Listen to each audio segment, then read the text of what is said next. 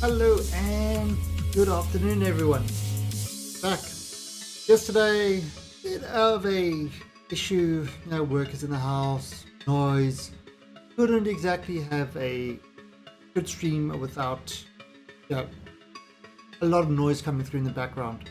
And by the time they finished, about an hour late stream. So, fortunately, you just called it quits for that stream. Today we have a full stream and a full schedule ahead of us. You've got to get these Kerbals to do stuff, things, and party tricks, and the stuff that Kerbals do. So let's head off into the Kerbal country and let's just remind ourselves of where we are at the moment. So let's have a look. Right, we've got the IKS IMAX. Hey Dashi. So Dashi, has any wyverns killed you yet? Yeah, just another note. For those who were interested in playing Ark with us, what we've got now is we have moved ourselves away from the Sportster server and we have created ourselves a procedural generated server. Exclamation point Ark, that will give you the details, and it's a procedural generated world. So you're welcome to join that. How's my Dashi? And yeah, so you're welcome to join that with us. All you need is the original Ark, even though we have things like the we have all the score shirt animals and engrams and stuff available. So one or two small mods, but that's about it. Okay, so let's have a look at this. Oh Dashi, I just realized why the base invulnerability isn't working. But I can correct that. Right, so what have we got over here? So we've got our comsats all up and running. We've got our 4 comsats over here. These are in geosynchronous orbit, so they will always remain like that. They rotate the same planet the planet rotates. There we've got kind of 4 up there to form that diamond, and they kind of obviously are not going to remain stationary because of the way they're orbiting, but they're the same height as the geosynchronous satellites, so it's gives us a lot of coverage.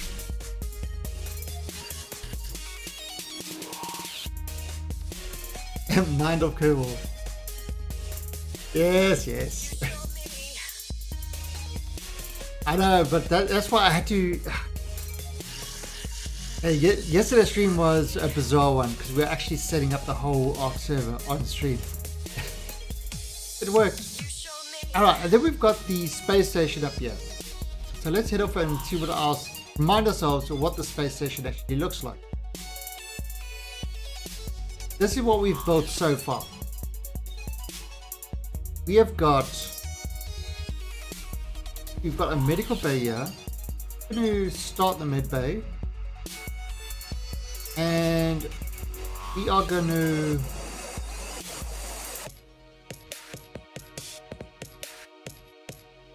this is for leveling up.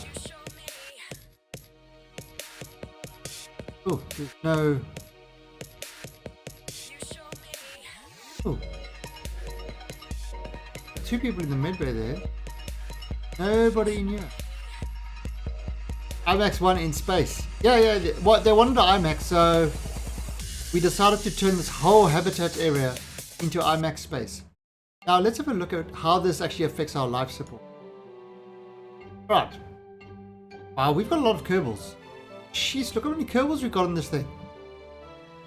We have definitely got a lot of Kerbals. Although their space is limited, 131 days before they need to change, otherwise they'll start getting upset.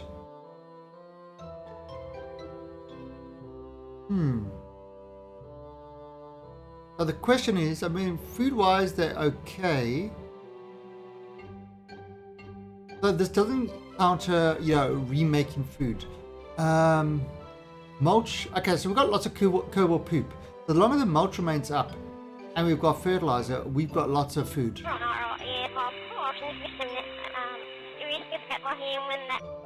Yeah, that's Kerbals communicating. Alright, and we've got a nuclear reactor here as well. He's powering it. Oh, look at that load. It's hardly any load because we've got these solar panels that are taking a lot of the load off. So the nuclear thing only really comes into need when it's fired. Right, these are full of fertilizer. This is supplies. And this is the agroponics. So this actually looks pretty good.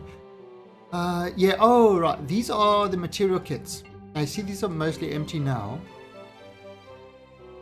Because we needed all these material kits, 46,000, to actually build this out. This station is looking pretty good. So what are we going to do today on this station? You know what I'm thinking? What does a space station need? A robotic arm. Why not? We've got a lot of docking of areas over here. Should we try to do a robotic arm for it?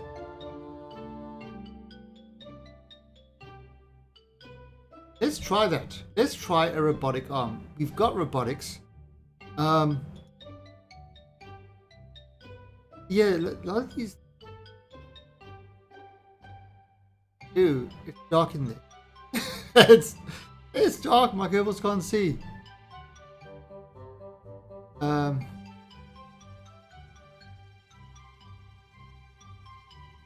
don't know why it's dark on these guys. Oh, because I think maybe this module hasn't quite been done yet.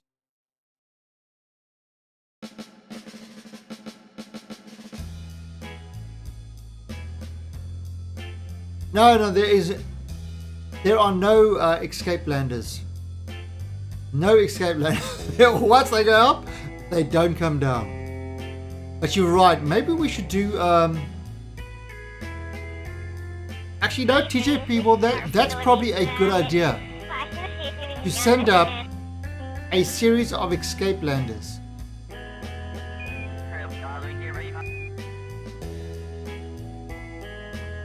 Maybe we should do that first.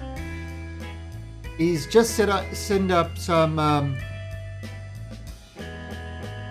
You know, what if we have a line going over here? Or no, we have a thing over there, and then we attach. We're gonna attach like 4 or 5 escape landers on there, so that the Kerbals have got a way off. I think that's important.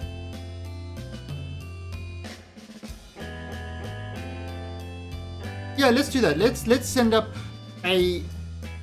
Okay, let's do that. So what I'm thinking. All right, so let's go back to the Space Center. Okay, first, what is our escape lander really needs? We've got the resupply crafts. Oh, the Kerbal death counter.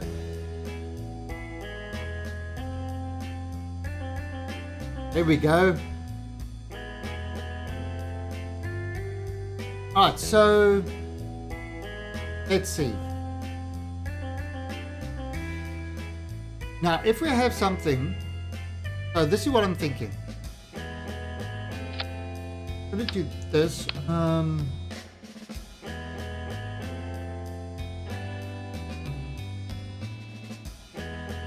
This be this. Yeah, I know we haven't even had one explosive launch yet. I'm actually kind of disappointed. Okay, so now can this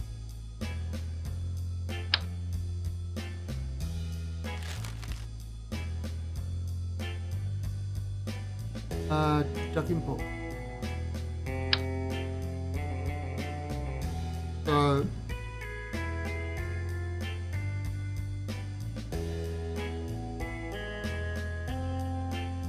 like...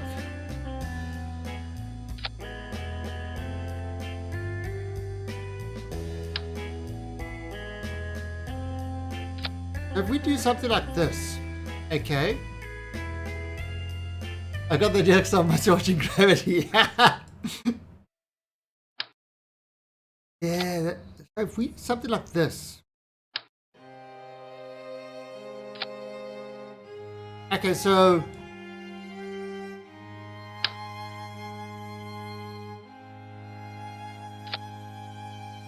right, so we put this, and then our landers 1, 2, 3, 4 will attach over there. So you'd have the kind of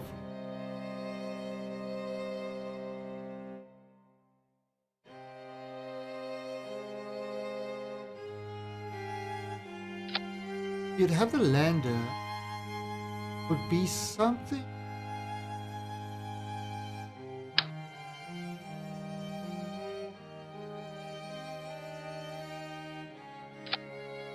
You kind of have the lander something like that with the, so it will just have a little bit of RCS that will be able to get it down to, that will get it down to kind of the planet. Not really a targeted landing. And what we'll do is we'll send up like 4 pods like this that would attach to it. I'm thinking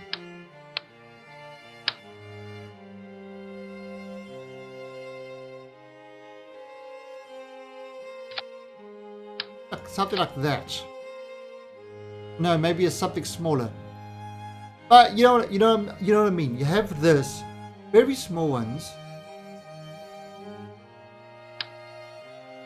Let's see there. That's very close docking, but that will do. And then you got 3, 6, 12. You'll be able to rescue 12 Kerbals.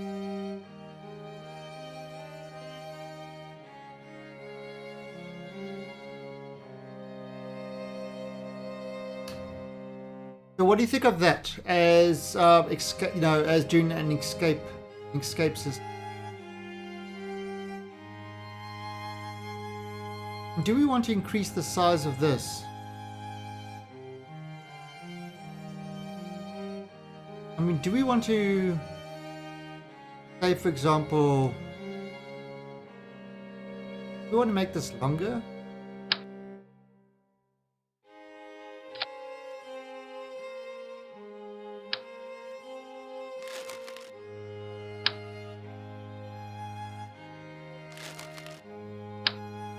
It's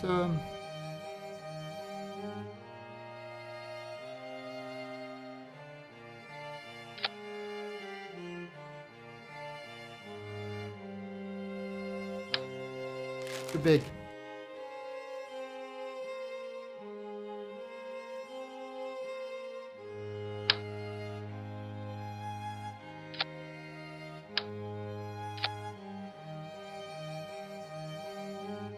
So then we could maybe duplicate it.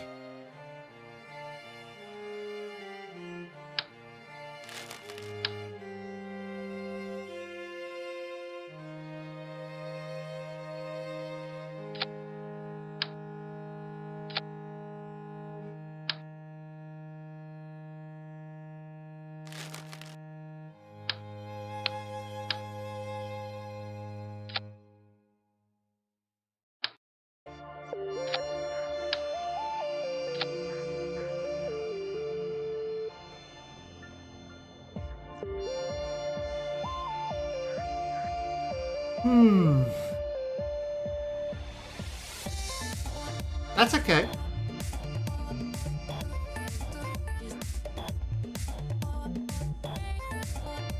That will be able to have lots of rescue things, or you can actually have bigger rescue crafts, but I think little pods, and then you can just go and all the pods can get released.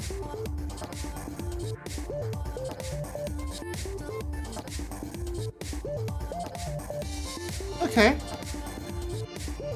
Let's go with this. Let's go with this idea. Okay, you can go away. Beneath you, we'll build you at a separate launch.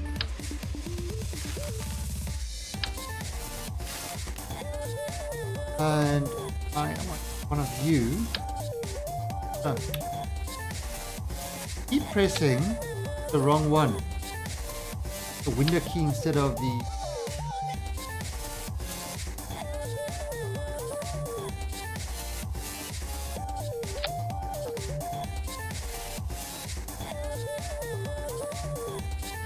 Okay. So we're gonna attach this to the system. I'm thinking.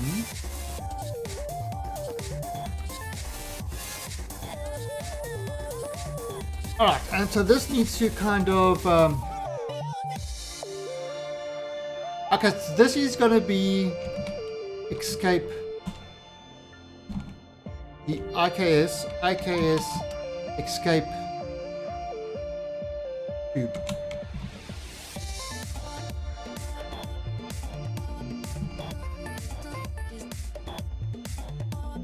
Alright, so we got our escape tubular design. I don't think we should actually have this kind of always. I think 2 ways is good. You know, if I kind of put it there so you can go up and down. 4 would be too crowded. I wonder.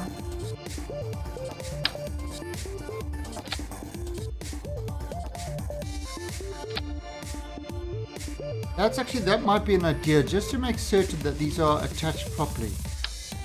Let's go and do 4.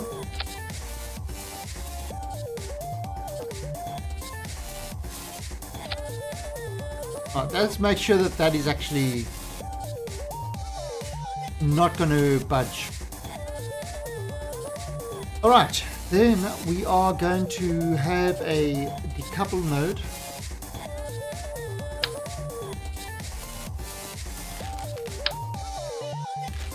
Bigger one with that. But we're definitely going to have to protect this during the launch. So we will have to have one of these. However, I'm not going to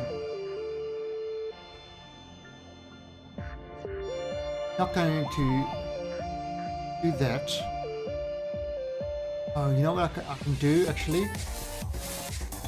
Because this doesn't need an actual probe. You only need a probe to dock it. So if we go and we take a probe now,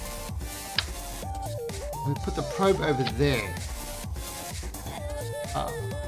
and we go and make this probe as main thing,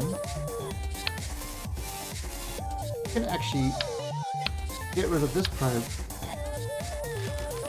and do this. Now that looks better. That actually looks a lot better. Question is, can we? Oh yeah, much better.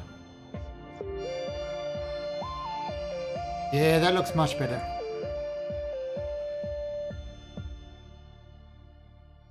Did this light up? We're gonna have to have fashion lighting.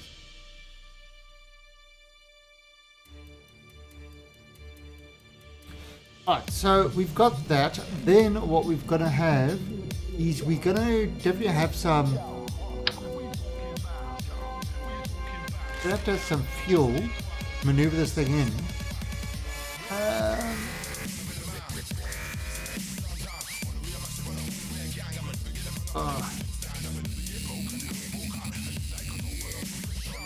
No, I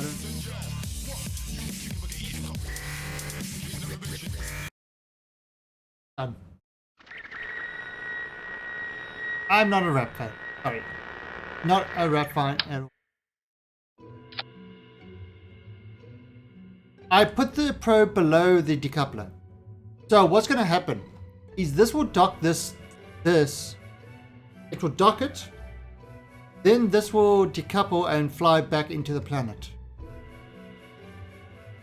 So,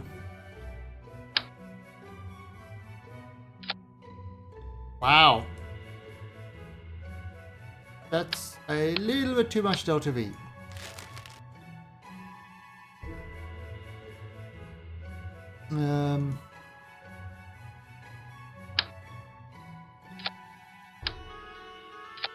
Jeez. These things are light. This is so light.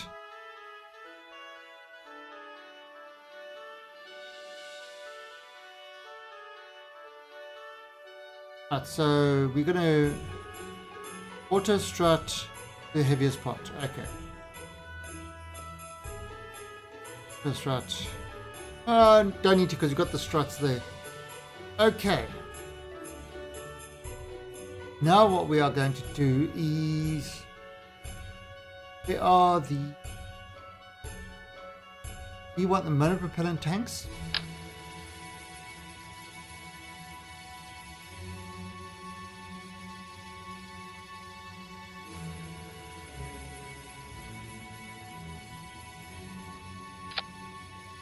So that's for the docking.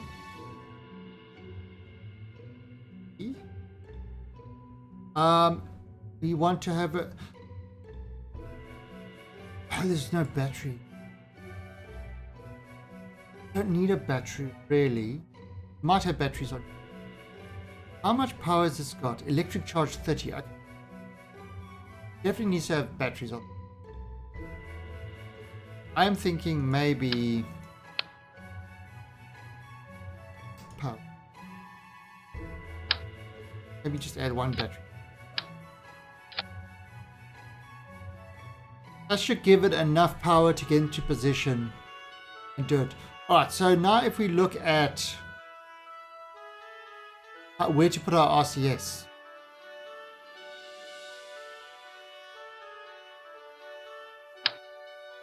We want 4 R's. So if we put... if we want them on this thing over here, where else do we want?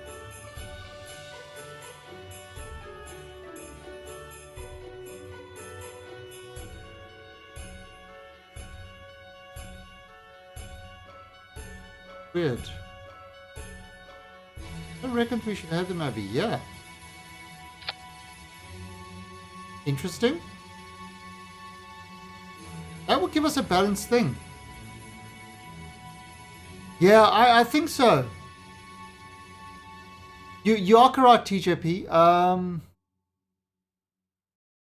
But you know, we're not even going to use fold out solar panels. We are just going to use... where is it? Oh. That's not new. I think we're just going to do it like that. You know, so if it really needs a little bit of extra power, it can just maneuver itself. But look at this. These things are so light that actually creates a balanced thing. Nice. Alright, so we got solar panels, we got that. Plenty of RCS fuel, plenty of Delta V.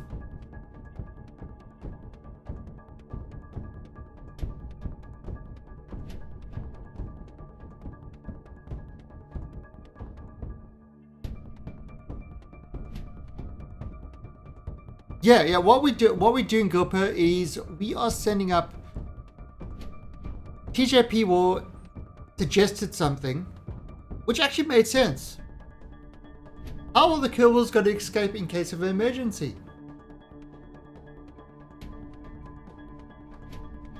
I said jump. And, oh, well, the atmosphere is a bit burny and hurty. So let us create a structure where we're going to have a whole lot of docking pods.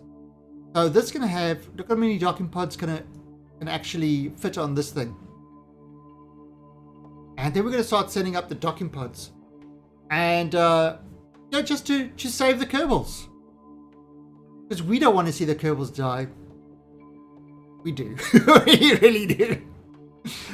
I've been very unsuccessful in killing Kerbals. I should be ashamed. Okay, so all right, now there's something else that's quite important. You know what that is?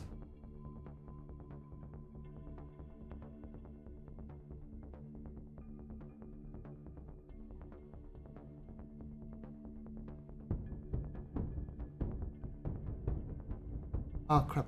See, that's not... all goes the same way. But what if... okay, so if we do it like this.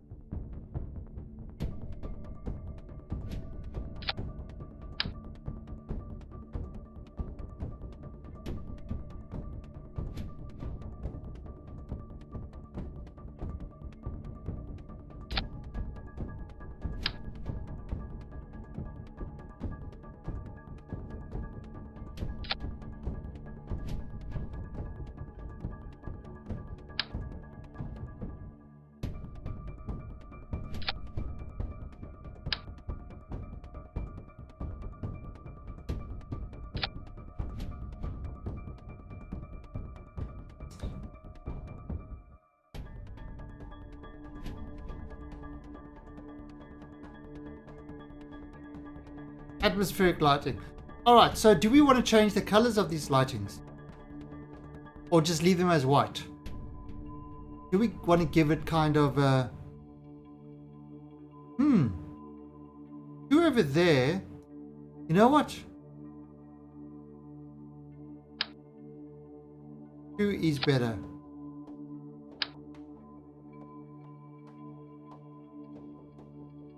Is in fact better.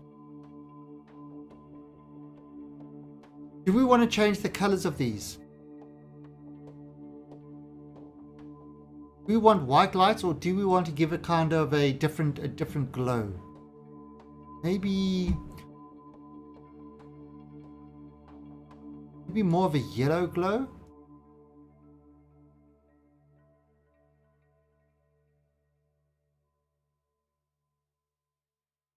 Yellow and purple?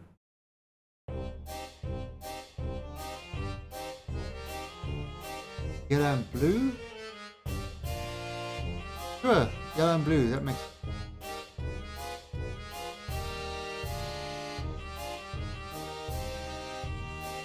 yellow and turquoise, I think.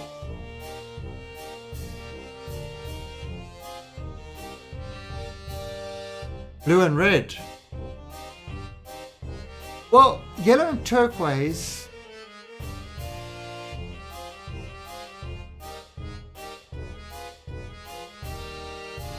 the Great Rainbow is there. Yeah, listen, no, I'm gonna leave that up. I think that will work.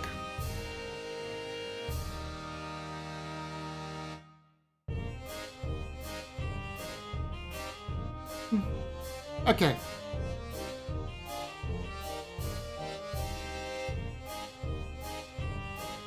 Alright, so... yeah, I like the turquoise color as well.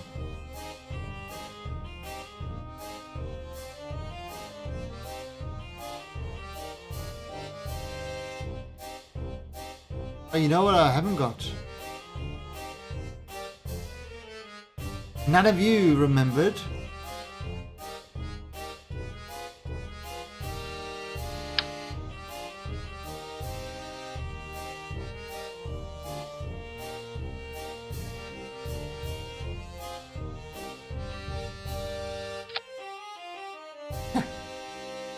Yeah, you know, it's actually kind of funny. Okay, you know, in Star Wars, it's one of the weird things. In Star Wars, the Sith lightsabers are always red.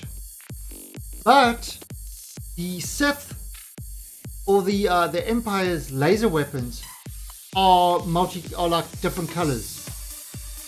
Yet the Jedi's lightsabers are multicolored, but their laser weapons are always red. That makes sense. There you go.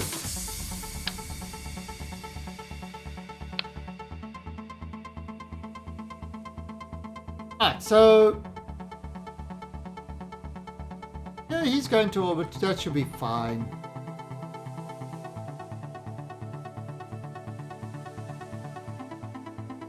Alright, so this should be an easy orbit one to get to. That should be very easy. I mean, we've already got 2,600 there.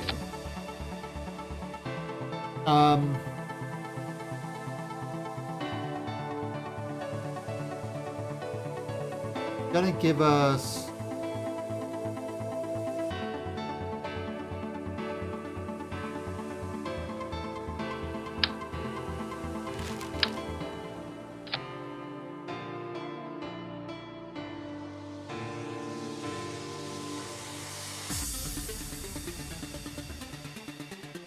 yeah, it's gonna be really, really simple. I hope.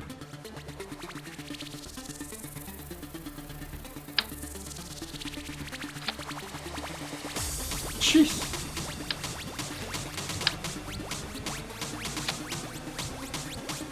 I am on Kerbin.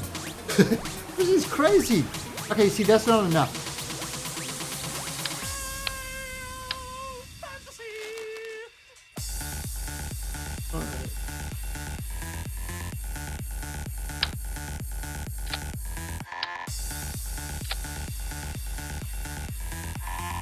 Wow. That's all this rocket is. I think it's just song for the current song. I believe it's song. Yeah.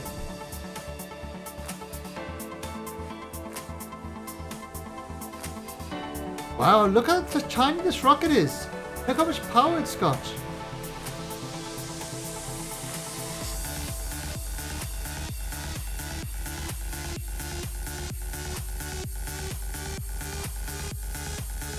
Actually going to limit this thruster.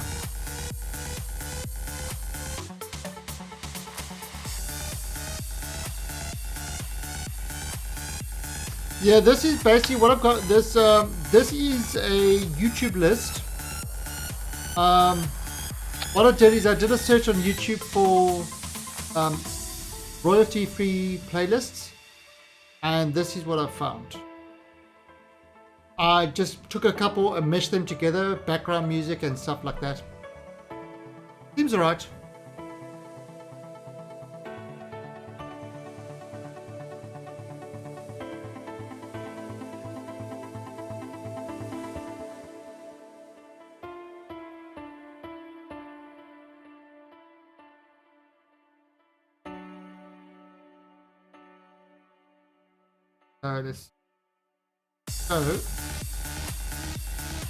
Okay, so this is an escape tube. This is such a... How light is this craft? This thing is like... It's like a feather.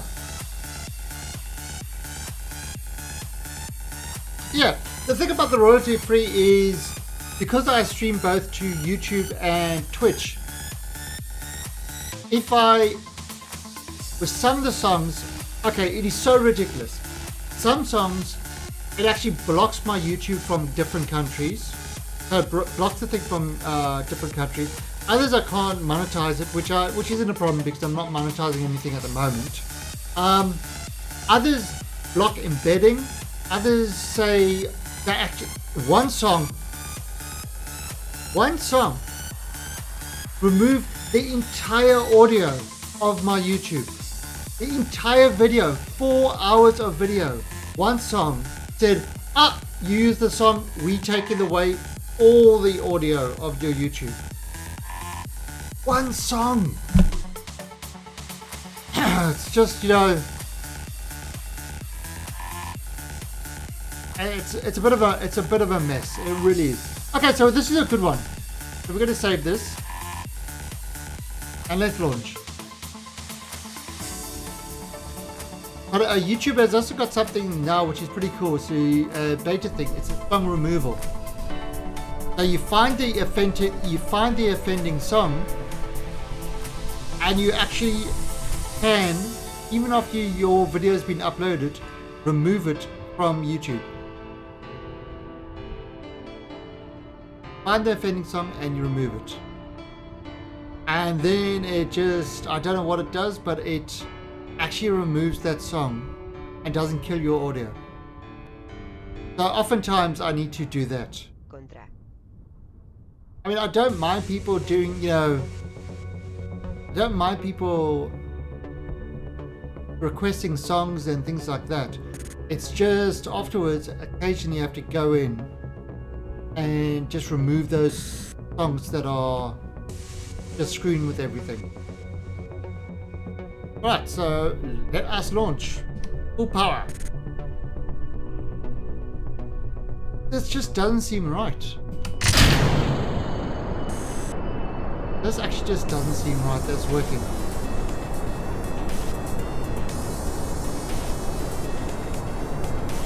It just seems like such a...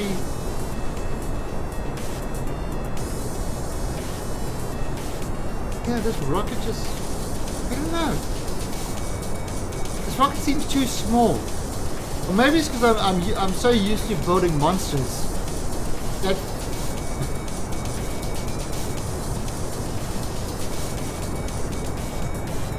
I think it's probably me. It's probably I'm just too used to building big rockets. Oh crap!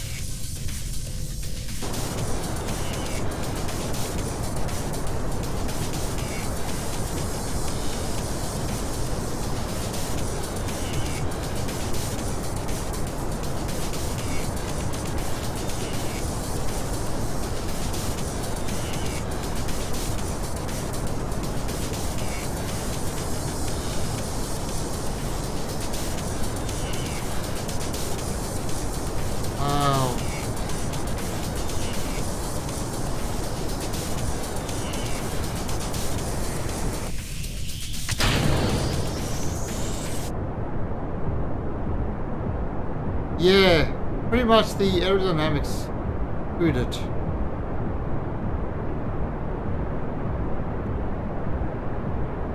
I don't know if we're going to get to orbit. I think we're going to have our first explosion.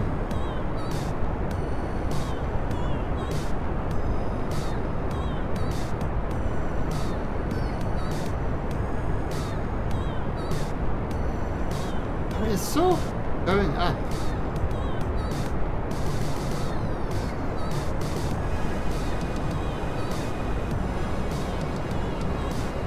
No, we haven't got enough delta V.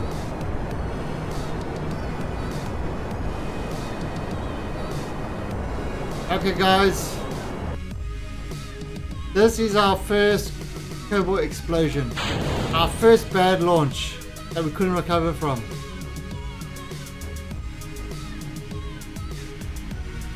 Because what happens is once it's docked, it would do this. And then this would fall back to Earth.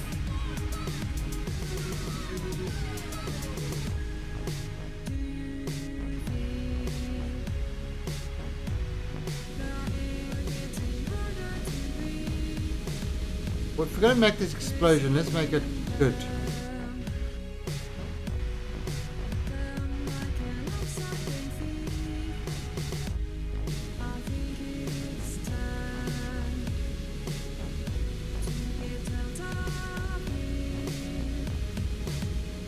There's the other part. So, okay, now the question is, will this break my thing as it has been doing?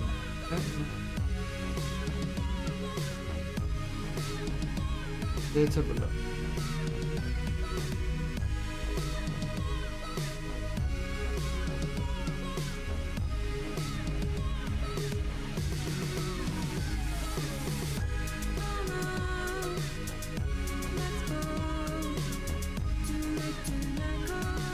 Okay, so yeah, this is going nowhere.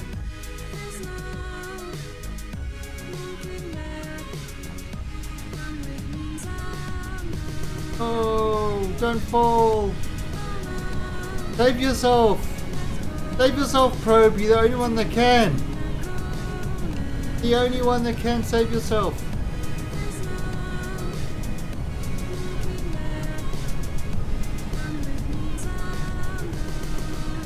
Oh no. And this is our first unintentional explosion. No, it's a ship scrub. It's a ship scrub. We gotta respect the process. Gotta respect the process. Ship scrub.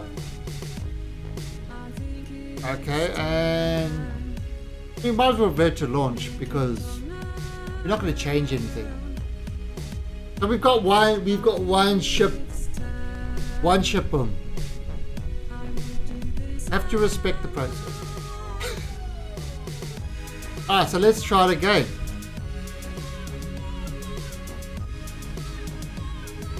Our Kerbals were killed in that.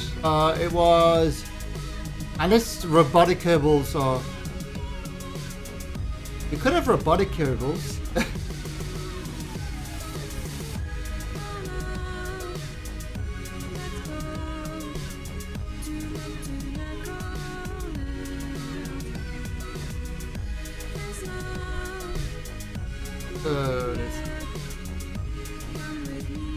Right.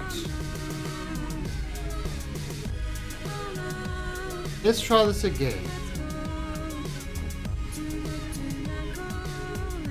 Okay, and switch over to here. Turn on that, full power. Turn on airflow. And let's launch.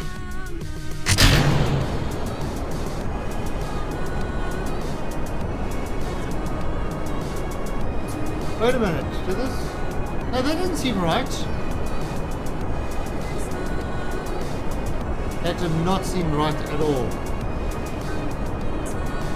No! That's... Oh, you know what it is? I was right. This craft looks too good to be true. Because it's not true. This has only got 2,000. This was never even going to make orbit. This was never even going to make orbit.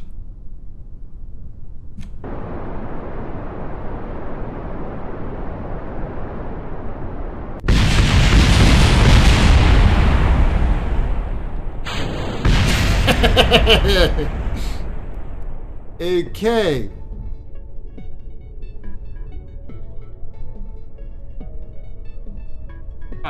I think it's back to the I think it's revert back to assembly. Wow, so 2 in quick succession. You see, look at this. This says, hey, you've got 4,600 delta V. That's amazing. But when you actually launch it, it doesn't have that. It literally doesn't have that.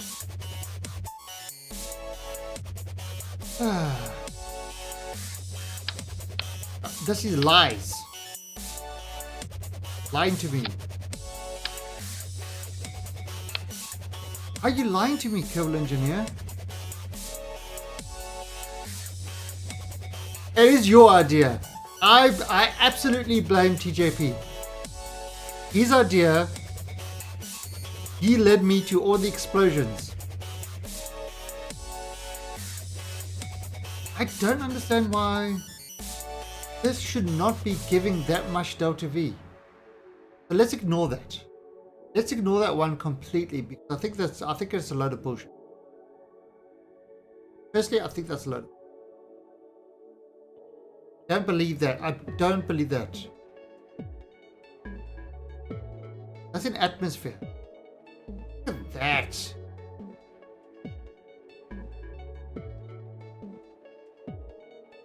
Now it's not atmospheric delta. We normally look at that one, but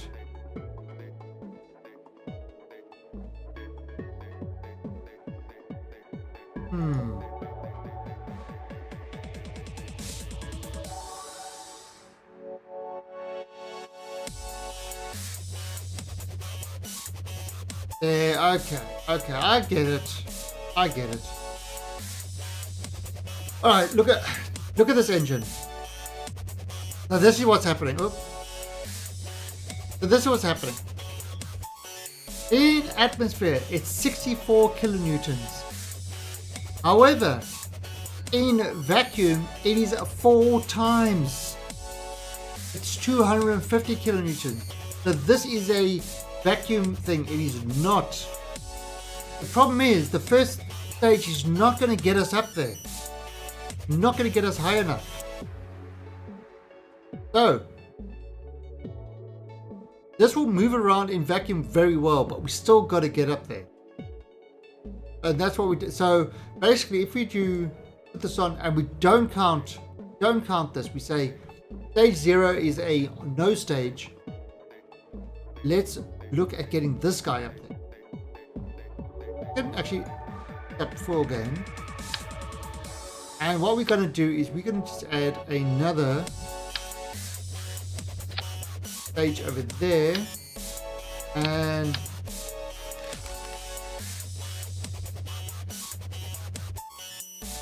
no, why not? Actually happen if we had that there. Put this one.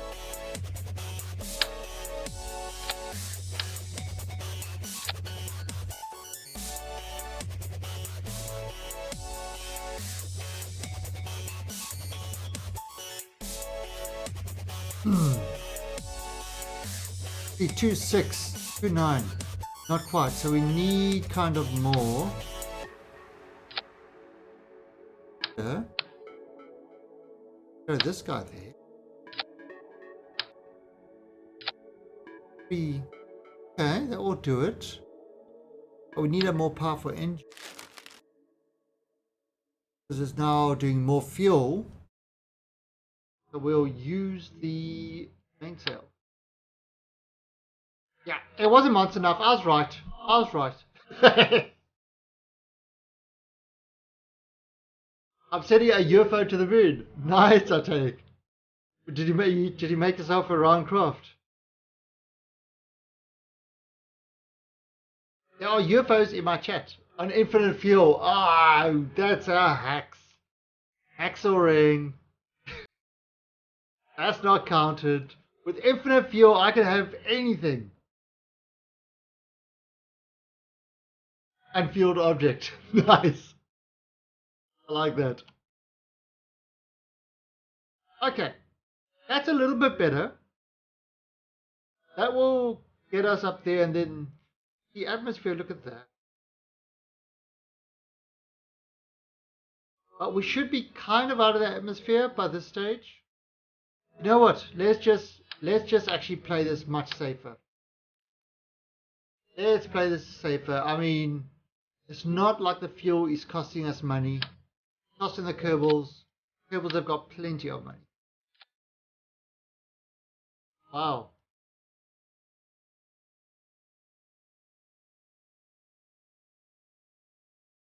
Much better. Okay. Alright, so our instincts of having a non-monster rocket was correct. So we've made it a little bit bigger.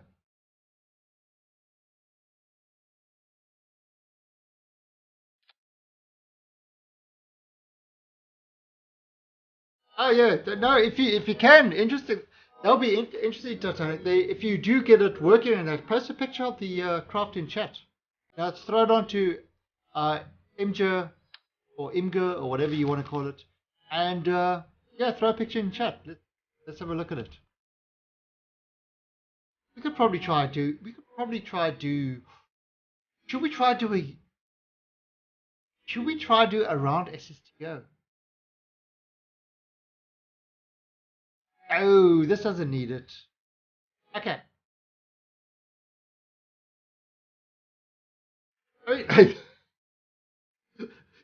Okay. The part is that it's supposed to add safety to the station. This is the part that we keep crashing. That's very Kerbally. We don't need it. I don't think.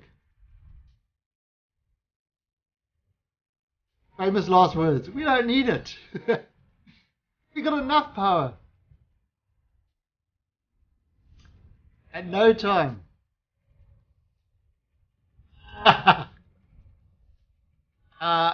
Natalia Ecopathia, type in exclamation point UFO in chat.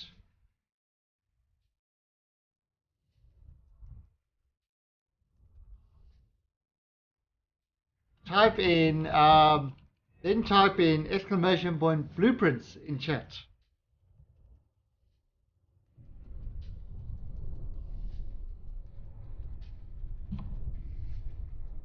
And exclamation point blueprints in chat. And you can see the UFO are made in Imperium.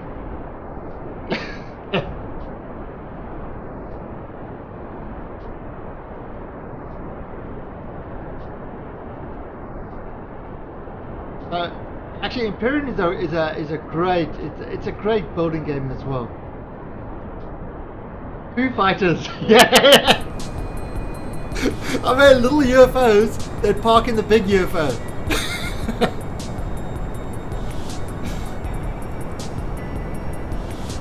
Oh, and you know, well, that thing flies. That thing flies so awesome. I have to update it, Daisha. I have to update it with all the new tech in Imperium. When we finally open up another, when we move into Imperium again, we'll do an Imperium server, just like we've got an Ark and a 7 Days server, and yeah, we'll do an Imperium server, yeah, that we can get everybody to play on as well. That's going to be fun.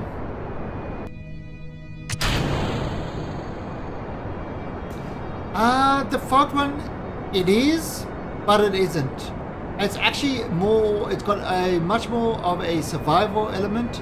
The building is very good. It's not as complex as Space Engineers, but it's actually it's a lot more accessible in my mind.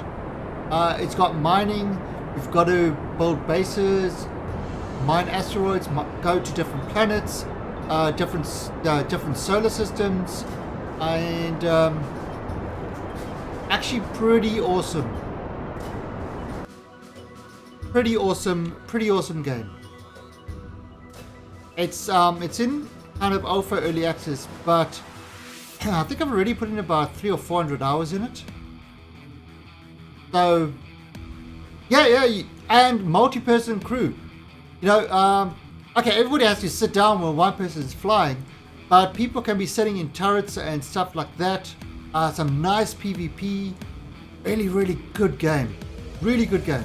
The only thing that it's missing in my mind is once you've killed the aliens on the planet, hey, the PvE element is then building.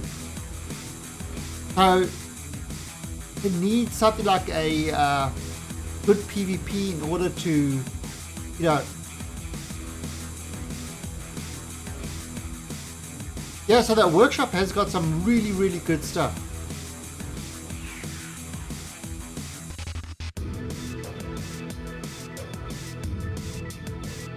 Yeah, yeah. There's physics. So if you kind of build a base and you don't have enough support, just like 7 Days to Die, is the same sort of thing. So 7 Days to Die and Imperium have very similar building styles. They're voxel-based games. The building actually has structural integrity and stuff like that. So you knock out something, parts of the building will fall down. Really, what I think, in my mind, what Imperium needs is it needs something like the 7 Days to Die. Every 7 days you get zombie hordes. Imperium needs kind of at a random time, it needs alien hordes, so that your base defenses actually mean something.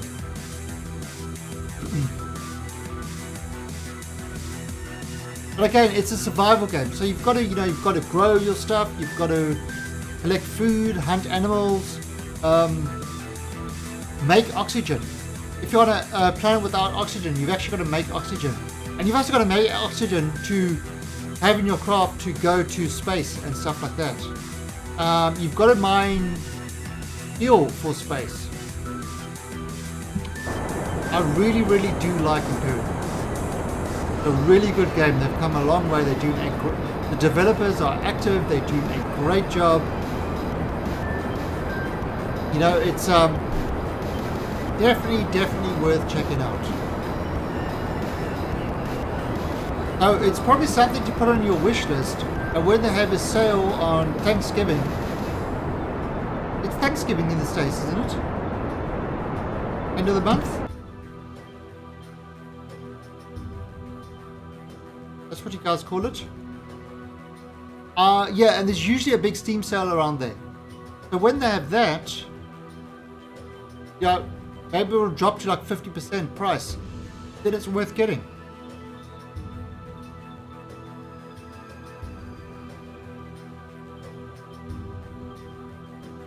I think so. It's around the end of the month. Okay. So so we're just going to let this thing catch up with us. No. It's actually, well, somebody actually, when I was playing Imperium, it was Daishi, I think, that said, oh, you should give 7 days to a try because the building system 7 days is similar. Yeah, it's similar to Imperium. And so I'm just now doing it the other way around. Yeah, and I definitely like games with that survival element. It actually gives you a mission. Unfortunately, once you conquer that survival element, the game needs to kind of stand up on its own. And the building of Imperium is really awesome. I think it just needs a little bit more of the kind of survival type thing. That's my only thing on it, is it's, you know, once you kill all the aliens on the planet, they don't come back, which is a problem. They're gonna want to claim their homes. Right, so let's see. All right, this is going towards the yeah, more of a survival challenge. Like, that's one thing that, okay, so we started Scorched Earth in Ark, and Scorched Earth is great because the survival on Scorched Earth is really hard compared to the normal Ark. However, what we've done now is we've now built ourselves a procedural generated Ark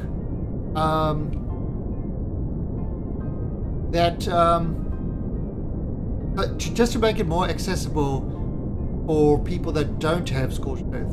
Look at this, we've got all the Scorched Earth monsters in there as well, and all the Scorched Earth recipes. You don't need to own Scorched Earth to use it. But also we've raised the difficulty to 5 in that, so it's really the map that turned out really well. And everybody's just started again, so it's really a fresh sweep. So if you're interested in playing Ark with us, in 5 hours I'll be doing the Ark stream, but the server is open now, and that's !Ark to play on our Ark server, !7 days to play on our 7 days server, and only rule is that you are not a dick and that you enjoy playing with others and are a follower on our stream, and that's it. And then we've got our Discord for communication. And if you don't know the games, people are extremely willing to help you out and stuff like that. So it's a good, fun environment.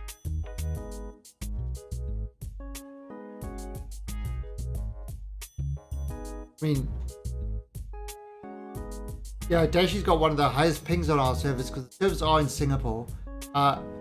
He's got one of the highest pings, but he loves it.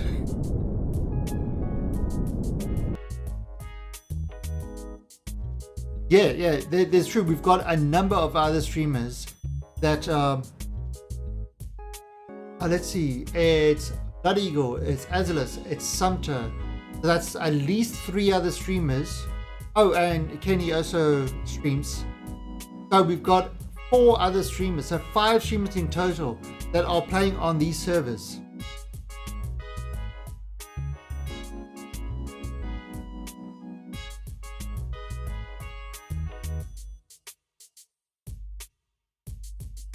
Look at that, getting nice and close. It's taking time. So you know what I'm going to do? I'm going to lose you. I don't need you anymore. Now in vacuum, look how much delta V I've got on this. I've got plenty of delta.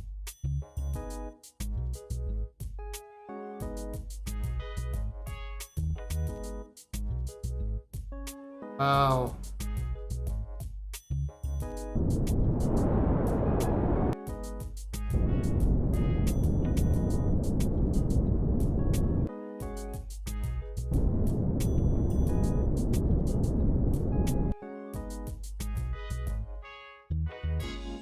So we're getting really close. I mean, wow, this was actually a very fast encounter.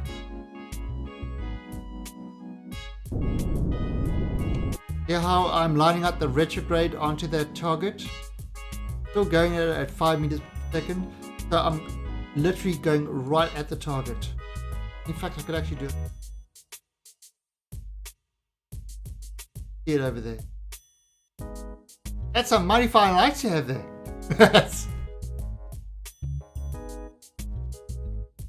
I've got lights too.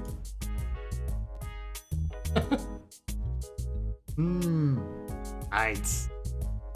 I love our lights.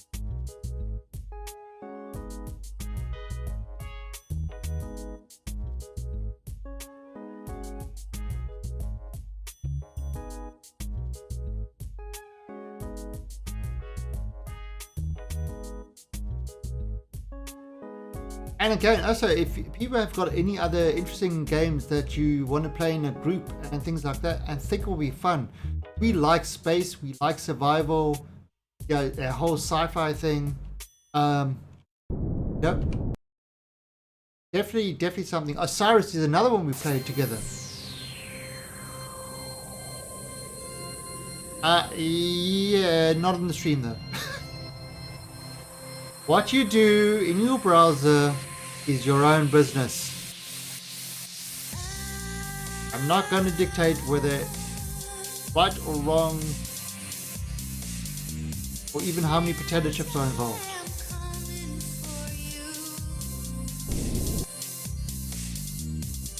Right, so let's see. Okay, yeah, that's kind of the one we want to go to. How do you make a space station spin? This is a mod. This is actually a mod. This is Rover Dude's station mods. So you know what I'm going to do? I am going to stop this.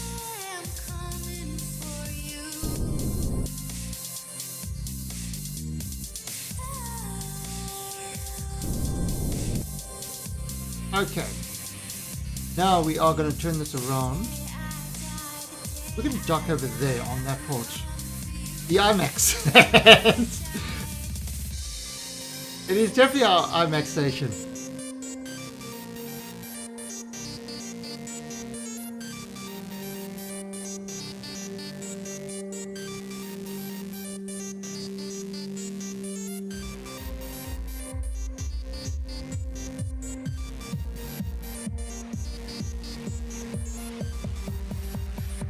Just that.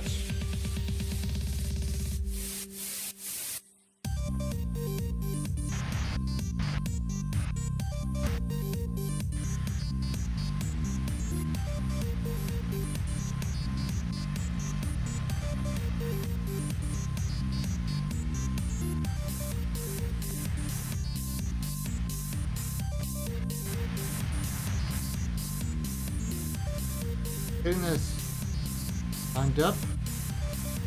Go.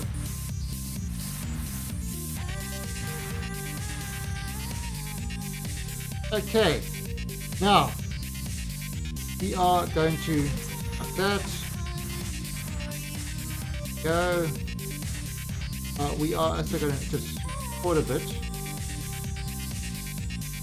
And this is it. We are docking our... Now actually that looks good because it's not going to be releasing the things into the tube, so this orientation looks right, the way our...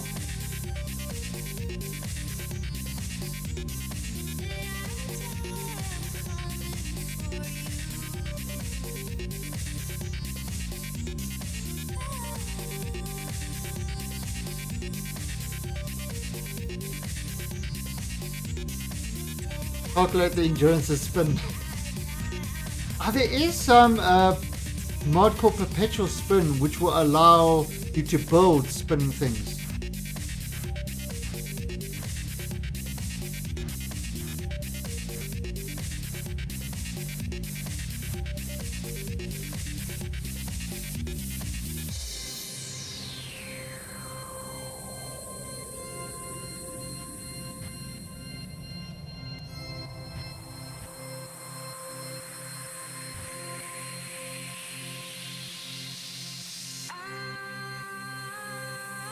Let's oops.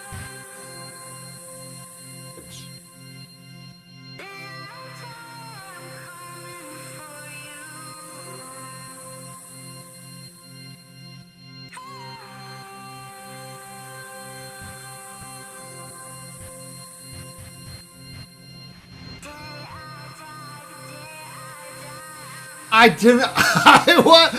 didn't expect that to... Hey, Bethel Gaming. I did not expect that to dock. I was like bringing it over so then I could go forward. That was a mistake, Doc. That was not meant to happen. I docked by accident. I'm sorry. I'm sorry. I literally docked by accident. It was not meant to dock. It was like, guys, I had an accidental docking. Oh,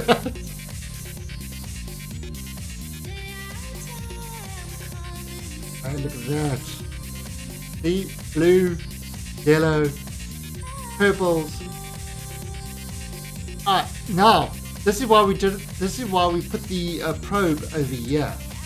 Because what we're going to do now, move this docking thing. We are going to do this.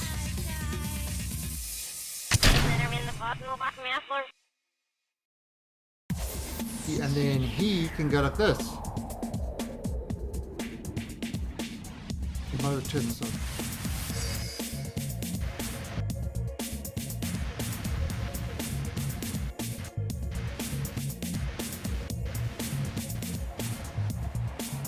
There. Okay.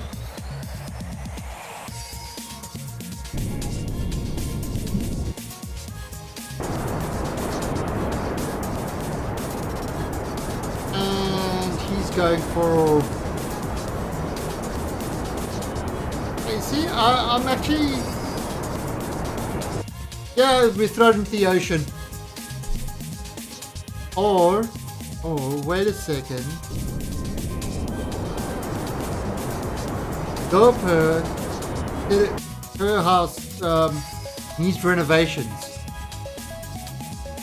But, yeah, you can't do renovations if you don't have the money, so she's got to pay a whole lot of insurance, and we're going to try and get her house.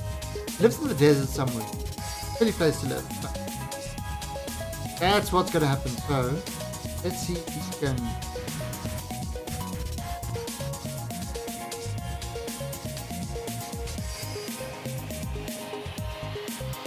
Maybe on a little bit of the coast.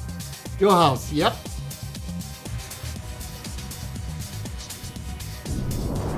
Whoa!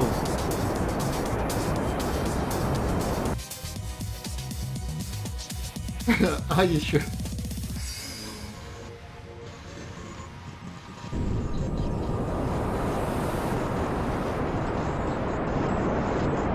Just on the coast over there.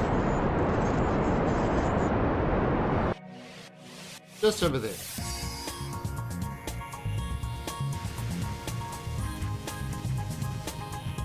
So you got a nice, coastal house on the.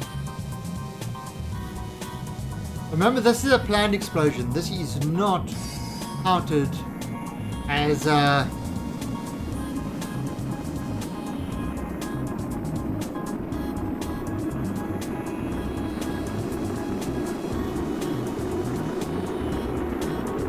Titanic, please don't do that sort of shit. It's just a timeout. Not in my channel thing.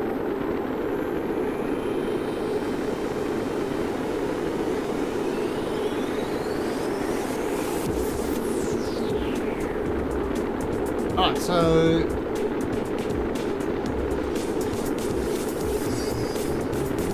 we made it through.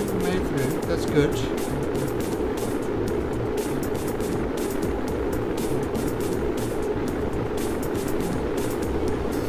That's good. We are heading towards the coast.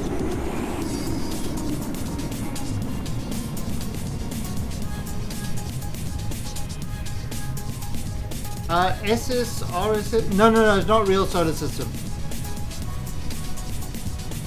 We are just using things like Robodudes. We're just using Robodudes mods and stuff.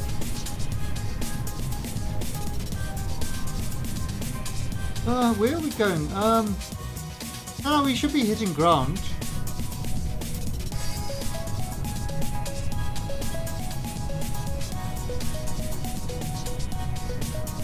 Should be hitting ground. We just change it to probably one coast.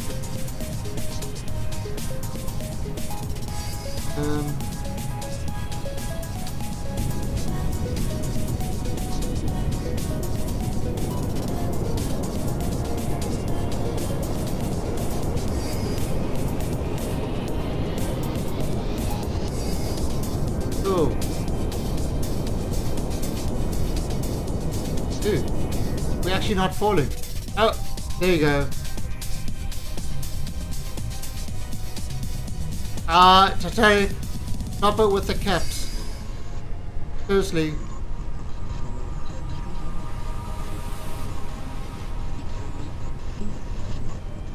And there we go. And Titanic, if you do caps once more time, I am going to give you a 10-minute ban.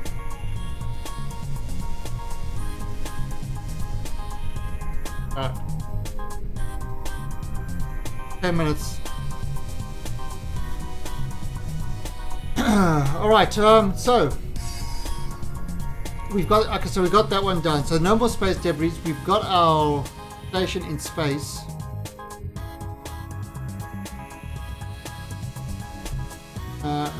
Let's go to tracking.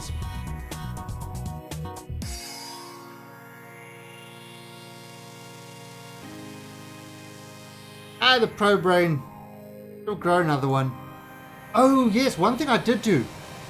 One of the settings I picked. I'll show you what it did. Look how this probe talks to the base. Okay.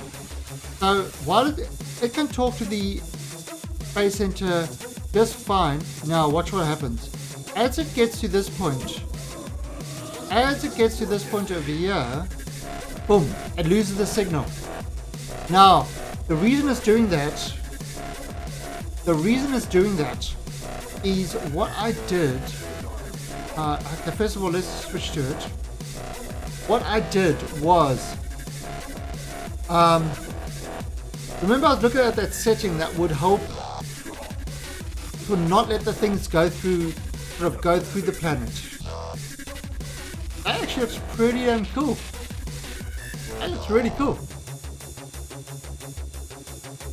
Alright, so if you look here under settings, the difficulty options, under advanced, occlusion modifier. What I did was I set the occlusion modifier to 1, meaning that it will not pass through the planet.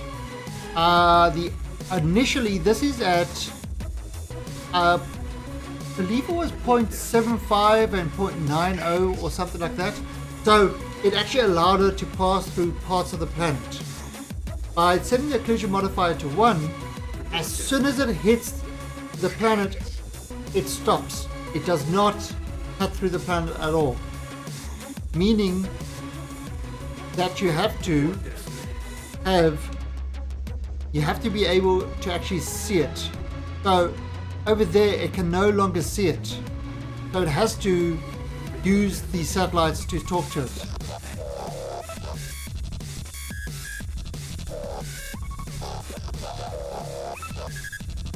So it actually has to use that probe to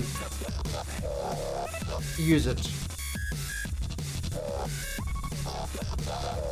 All right.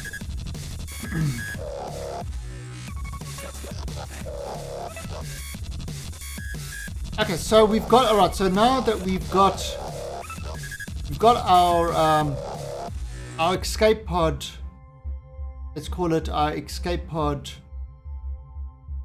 tubes going, we actually need to set up escape pods.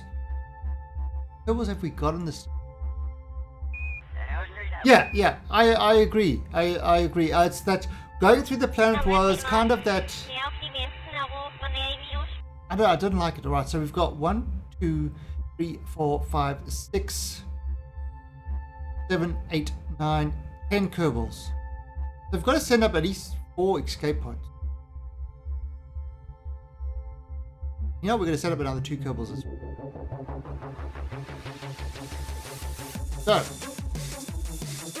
what we are going to do now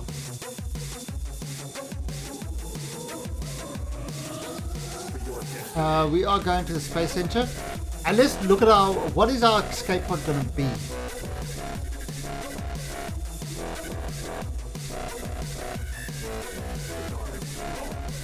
So let's do our little escape pod. Now we can have big escape pods, small escape pods. Yeah, you can. Yeah, well, with the real solar system and the what's it called? Reality overhaul or realism overhaul. With those two things, yeah, then you start to deal with like very realistic stuff. I'm going to put a little probe on there. I'm putting a little probe on there because that's kind of important. How do you get money? Well, that's you do it in career mode. You do it via missions. You complete a mission, and for career, yeah, once you complete a mission, you get the money, and you also get money for discovering and doing new things. Like, first time going to orbit, they say, oh, it's a world first. The space program now loves you.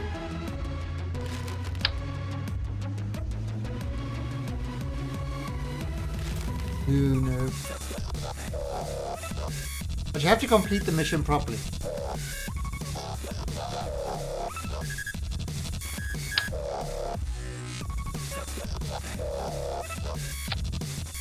Okay, so that's over there. Now what I'm thinking is I'm going to give these guys some monoprop. Oh, right. It also needs heat.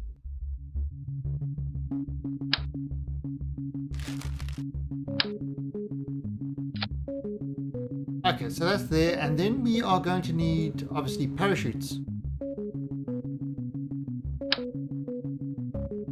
I mean, the science mode is pretty good as well. You know, the science sandbox is kind of nice. Kind of like that one. Alright, so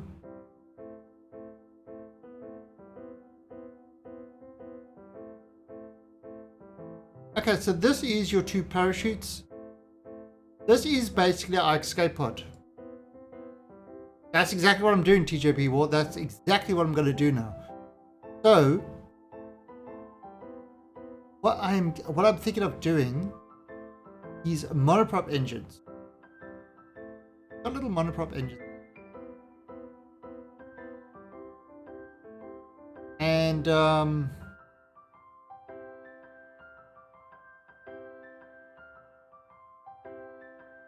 what we could do.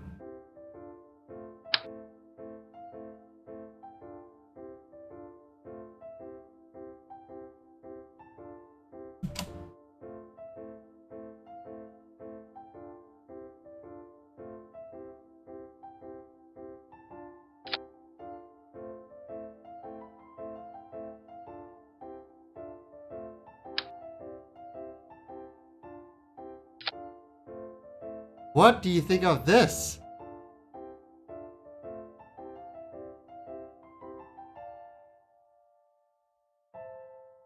So basically, it gets out, these engines fire off, and it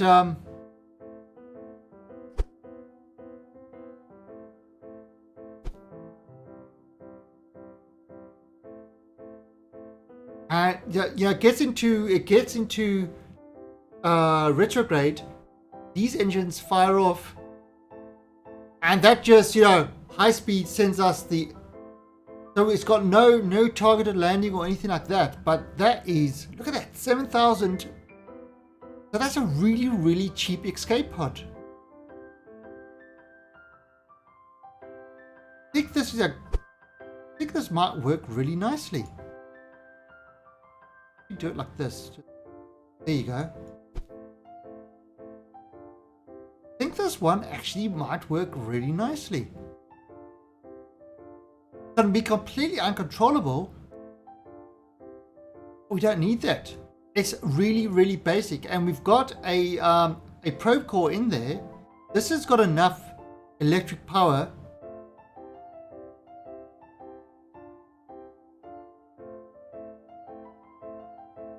Look at this. All right, so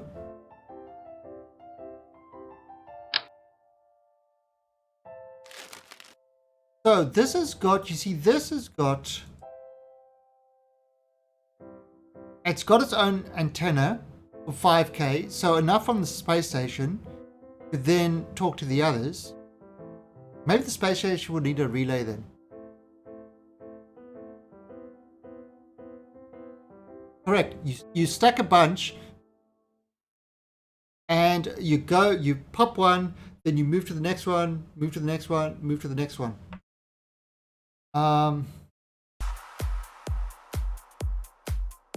Where is it?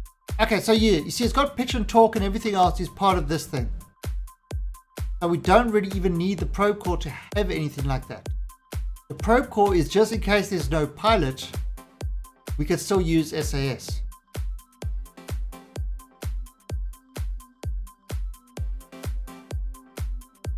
Yeah, I think this will be great. I actually think this will actually work really well. Okay, so what we're going to then do is we use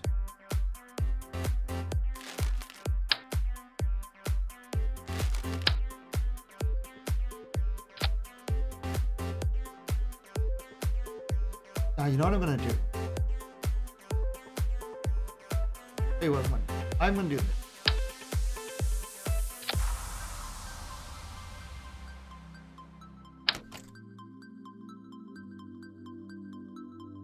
That's it. Oh, so let's see.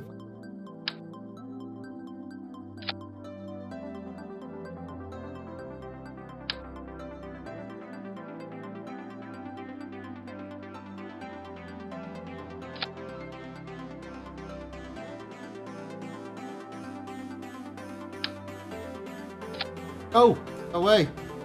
What the?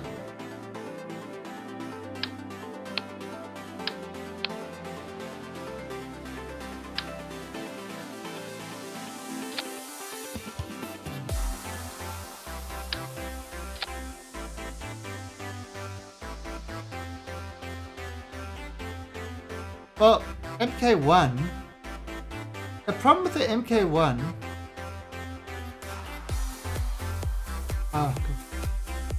oh, it's something there.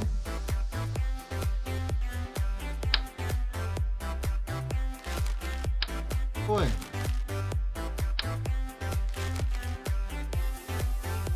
Problem with the MK1 escape pod is that it only takes one person. This is we've already got like 12 people here. I'm not counting this one. This one is I'm just using for illustration purposes. We've already got 12 people over here.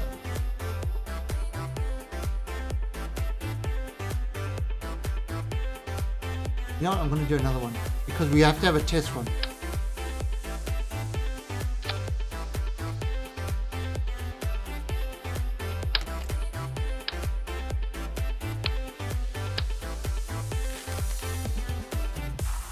Yeah. And I've got 5. And the reason I've got 5, we have to. 1 is going to be the test. The question is, who are we going to test? Because we're setting them all up, but we have to test 1.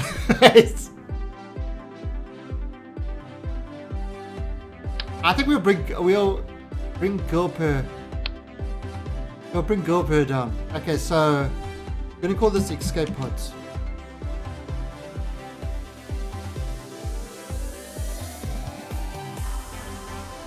Okay. Oh, no. That's... Right, so... I'm going to move these down there.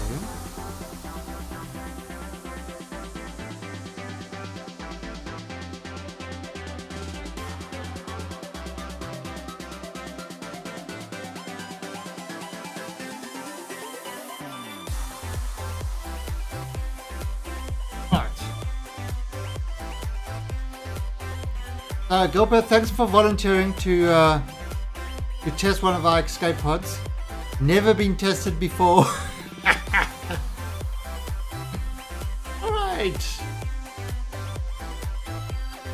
Alright, so what I'm going to do now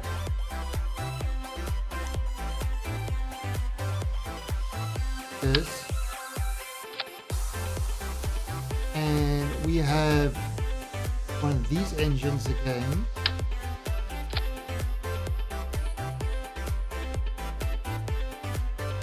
Okay, that's 720.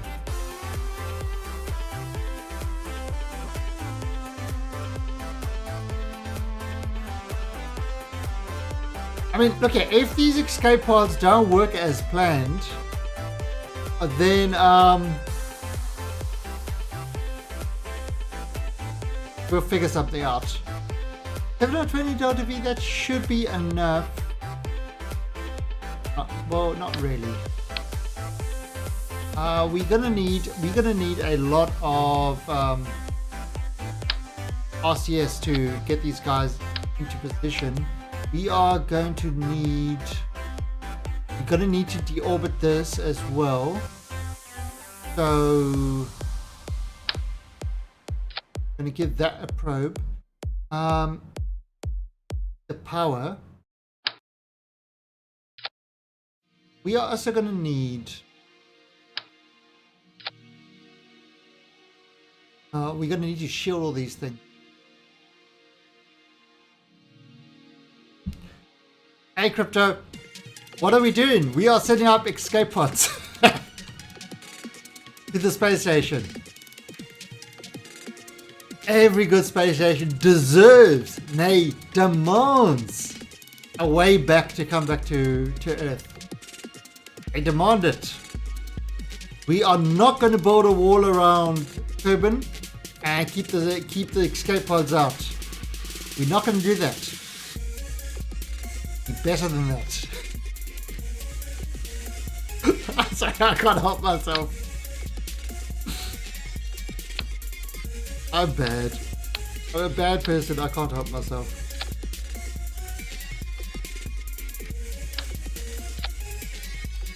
Alright, so we got that there. Got plenty of RCS. Let's see what it's going to take. What it's going to take to actually control this. Go 4.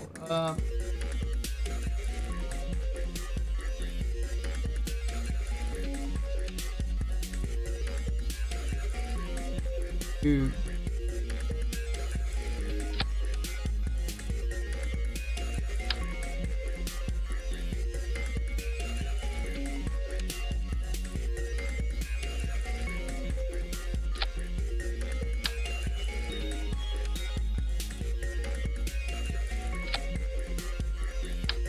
This is a ridiculous way of doing it, but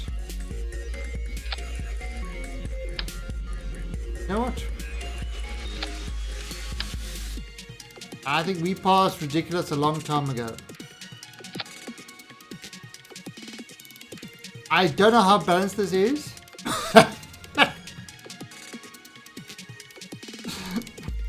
Oh, but this, yeah.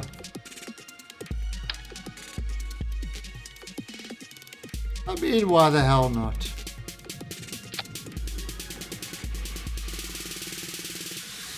Again, absolutely ridiculous way of doing it.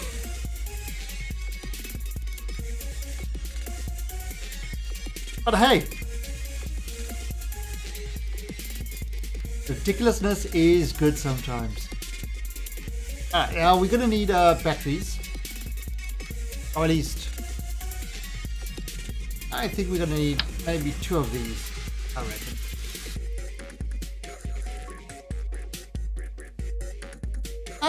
I don't know if it's gonna be such a monster.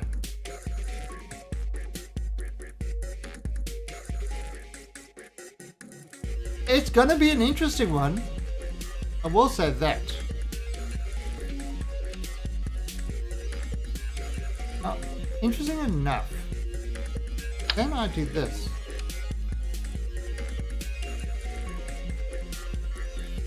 Actually,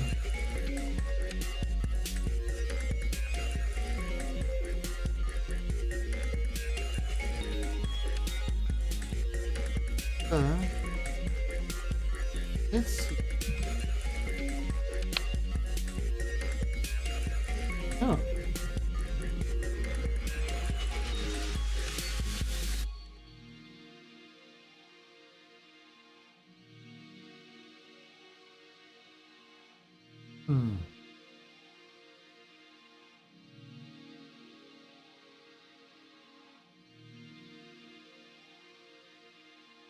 Okay, not you. Yep.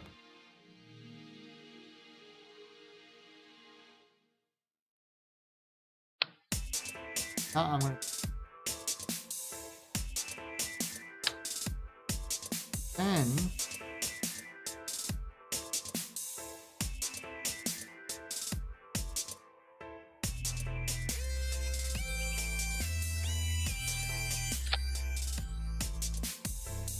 ooh.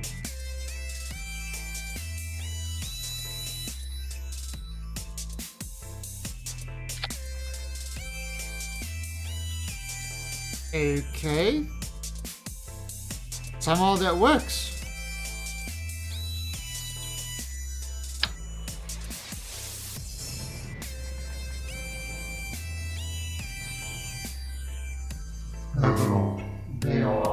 Hey, Heartbroken.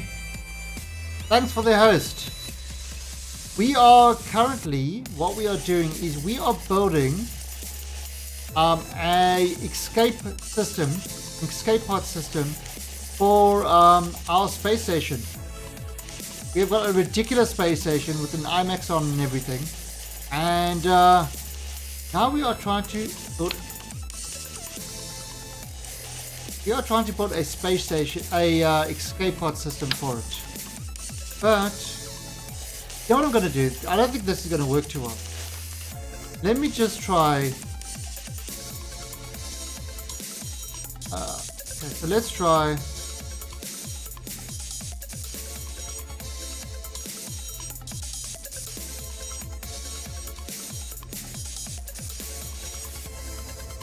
Let's try the autostrut, see if this works. This is KSP, that exposing counter. I know, I've been doing really well. I've actually been doing really well. I've only had 2 mishaps. And I've built some pretty scary craft.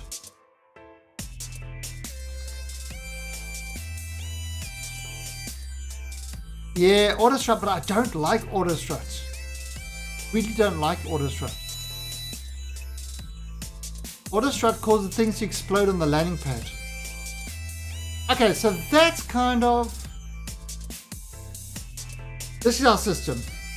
Alright, so let's cover this all up. Because if you can't see it, it's out of sight, out of mind. That's how the KSP does this, how the Kerbals do their safety checks. Out of sight, out of mind.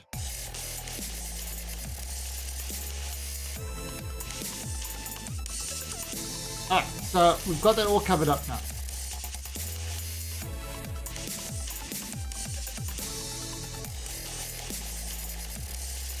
So, yeah, Kingsley, we've got some interesting things going. Okay, so this is 605. Alright, so that's kind of...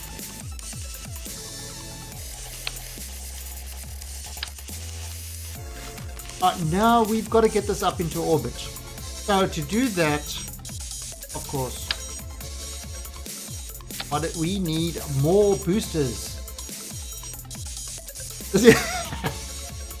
Okay. Okay, I'll let you have that one.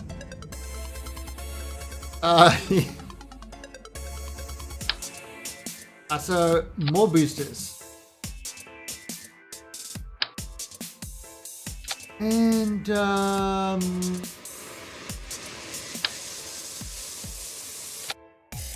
1,200. Okay. Now we need one more. One more stage should do it.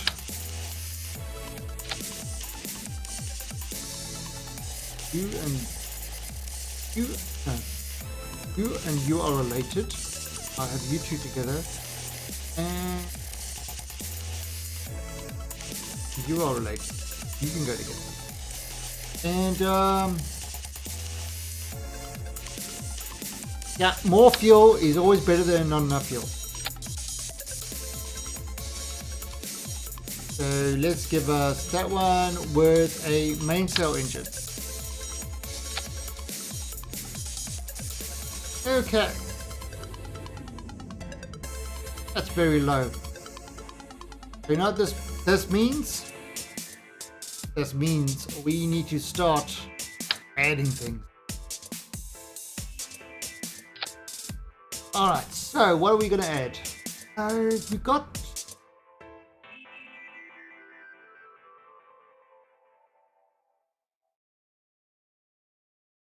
Alright, so what are we going to add? The Kerbals are good engineers but insane designers. Yeah! Yeah, the Kerbals, right. Go with that. Go with that. We go with the Kerbals. You know what?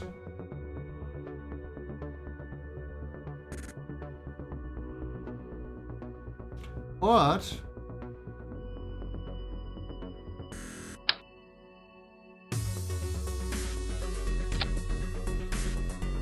How's that gonna work? 3-4.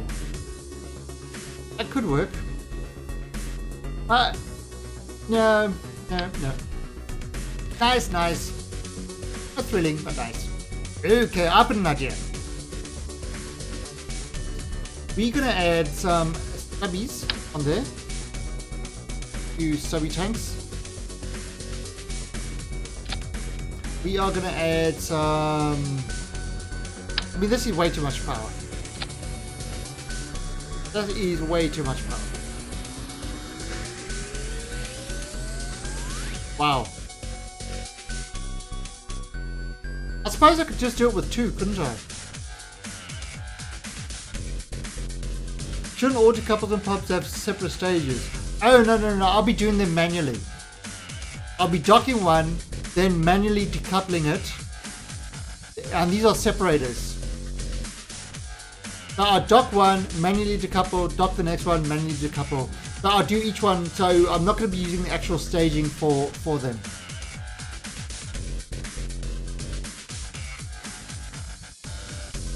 Right, yeah, we've got way too much fuel here.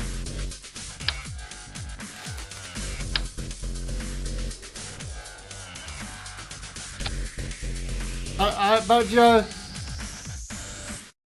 good looks trumps actual, you know, needs. Oh, look at that. That looks pretty. Yeah, that looks pretty. And we're also gonna do the fuel, so we get rid of these outside things.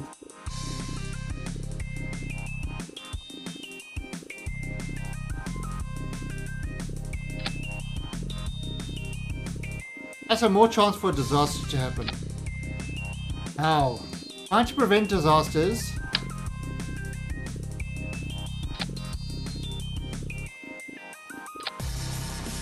Go.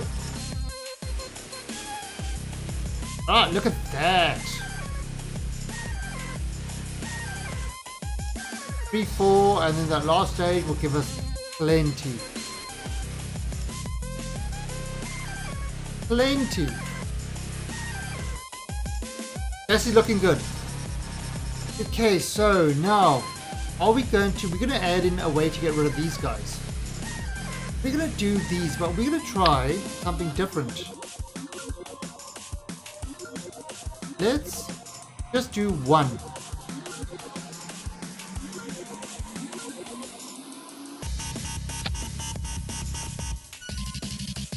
Again, this is a, normally we push them away from the craft.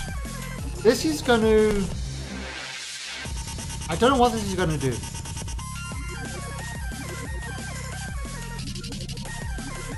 It might work, it might not work. Also what we're going to do is we are going to bring these guys down to 170. Okay. I think this is looking good.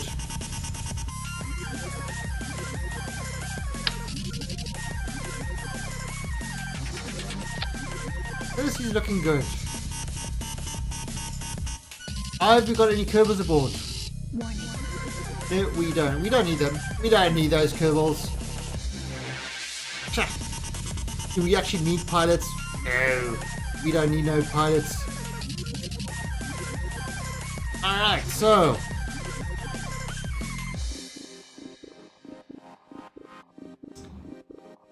Yep, I'm happy with this. Save it as escape pod. We are going to launch it.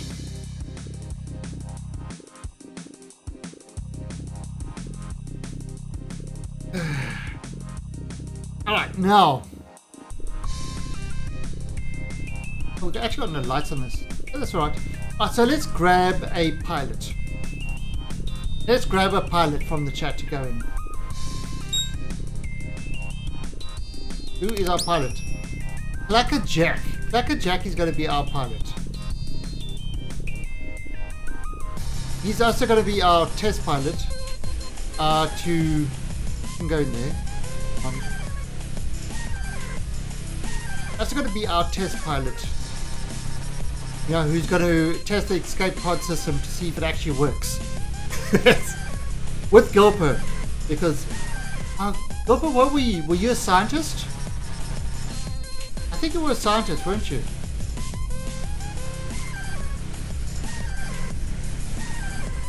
Doesn't matter, we don't need you.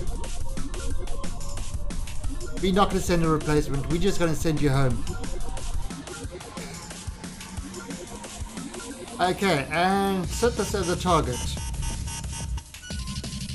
So, let this go through. I don't know.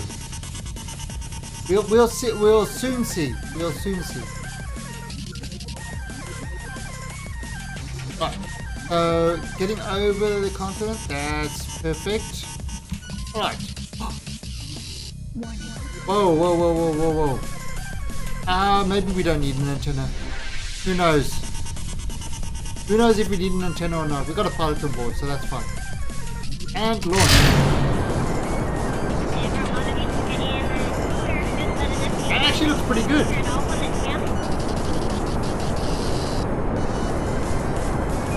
Oh, shut up, I've got to turn.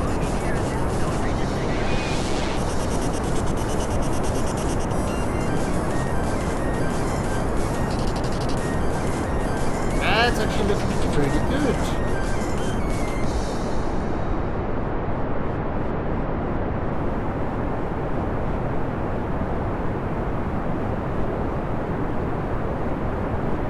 Right, so what we're doing is, at about 50 or so, we did our turn. Yeah, Clackerjack's okay.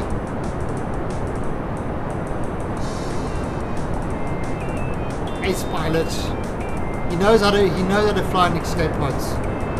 He's apparently had so many crashes that he was the number one choice to go to escape pod. Okay, now we're going to see if this works. Oh, it did! Perfect! That worked great! Yeah, it's all spinning.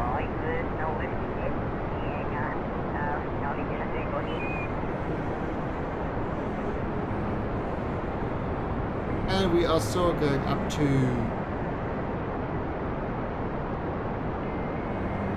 Our speed is not great.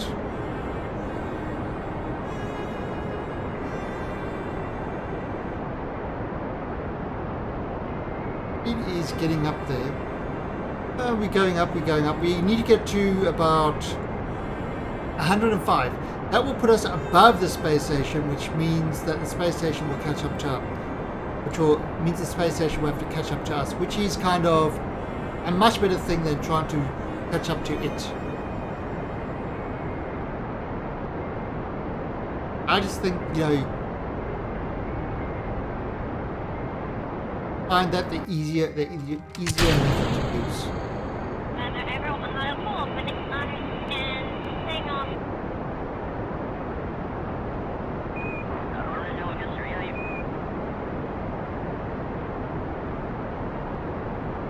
So it's 55.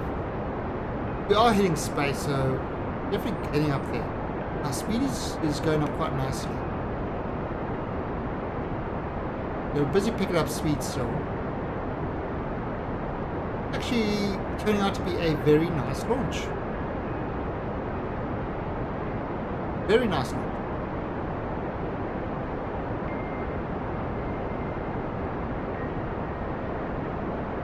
I still cannot believe I haven't killed a Kerbal yet. Actually saddens me in a way. It's hashtag Kerbal Lives Matter.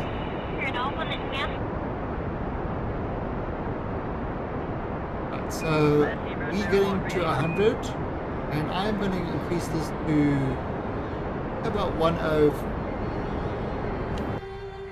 That's close enough. Now, up there, and the upper axis. We are going to circularize from there. Oh wow, we're not that far off. Just going to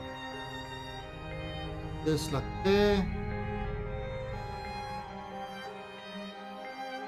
Okay. That should be good. That should be good. Just slightly above him. We hit space, so we can get rid of this cowling.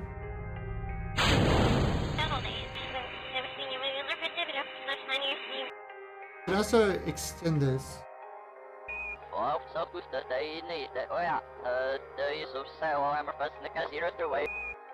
We can also extend this, and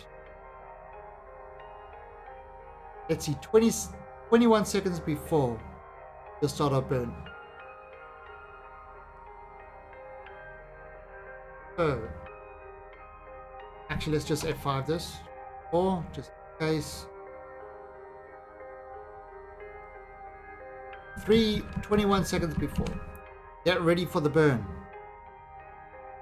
And burn.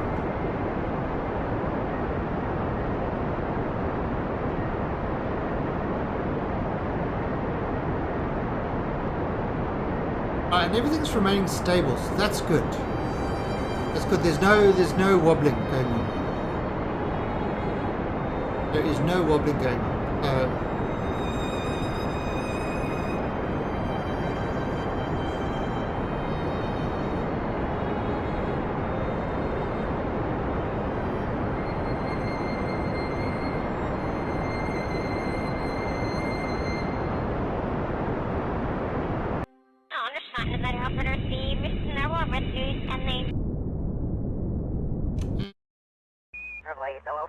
Right, so let's see what we've got.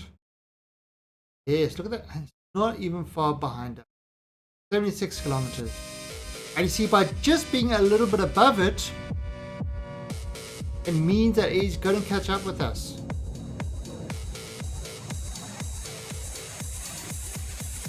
So he's catching up with us nicely. Not fast, but... Okay, so we actually did have comms on there. Normal comms can handle it. Let's see how comms is bouncing around my relays. Well, the comms is working really nicely.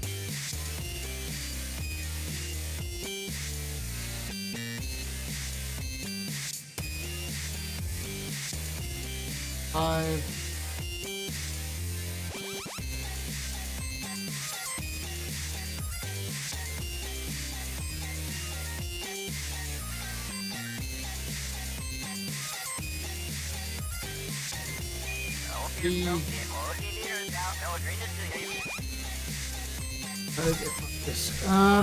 Alright, so 17.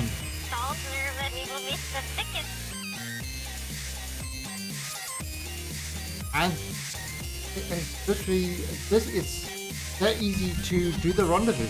It's seriously that easy. Okay, now what we've got to do is we've got to start moving towards the target. Well, this actually turns really nicely.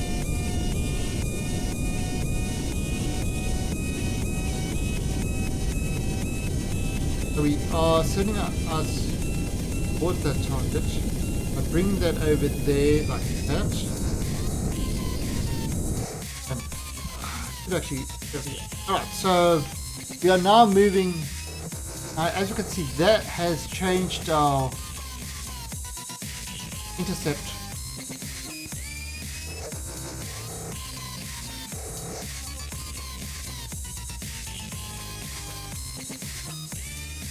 They are still moving together, and you can see that over there we are moving towards the target. We could probably speed this up a bit. Now look how it's shifting away slowly. Usually what you do over there is you go and you flip back over.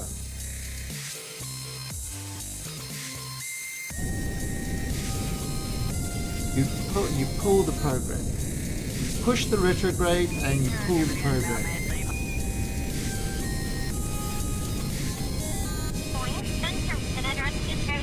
I mean, yeah, it's still a little bit fast, but now we are going to go into a retrograde mode. As we go in at 30 meters per second. So now we can use it to slow ourselves down when get nice and close. Yep. Slow ourselves down. Push it over.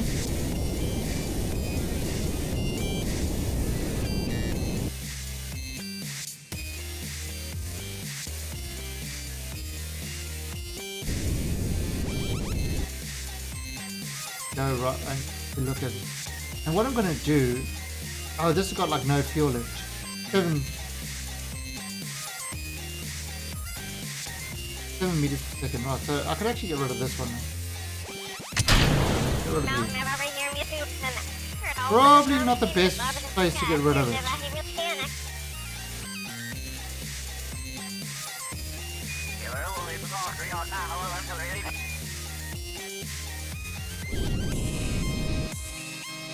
Move myself more towards.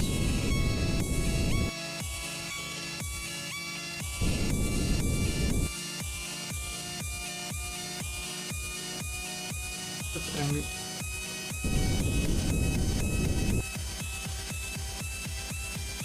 Just kind of angling myself a little bit more to the station. What we want to do is you want to get to this part over there. And we are going to use this control from here. We're actually going to bring this up.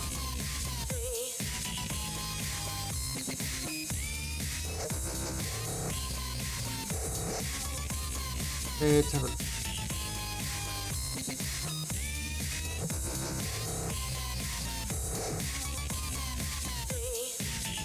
So yeah, that's the one we want to go to.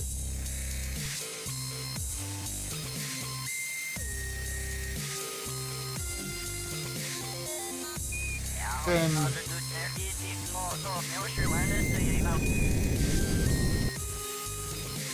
those.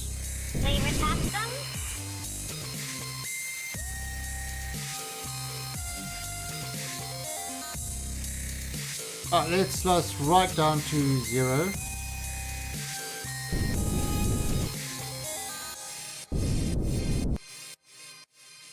Pretty close.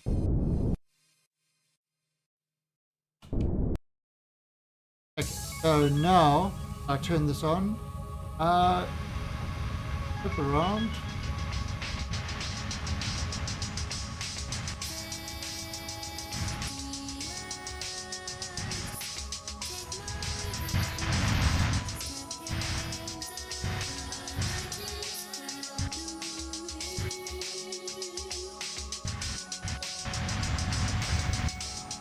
Move around like that.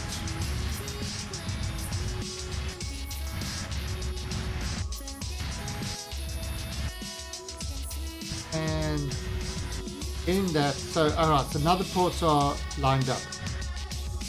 Once that's in the center, it means that the ports are lined up. Alright, now we're going to kind of move it towards it. So now we use the IJKL and we are bringing this down like that.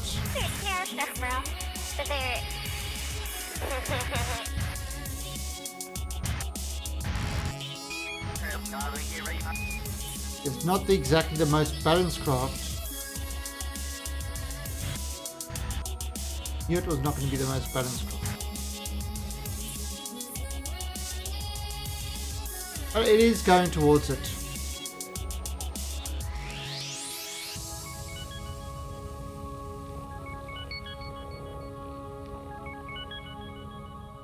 So we are going in for the docking.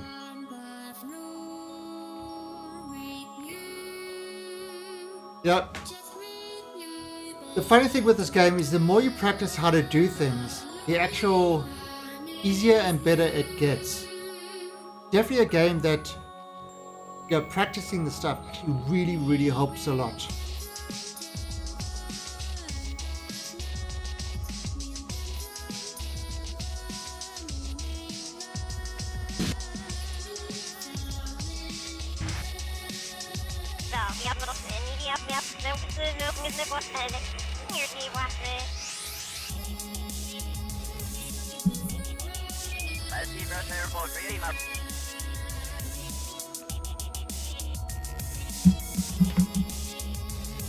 Oh, my friend's just got back from Fiji.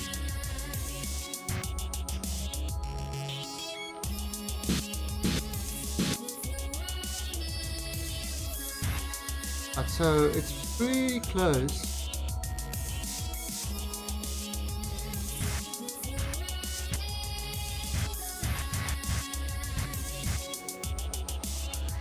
So that's kind of there. Go down a bit.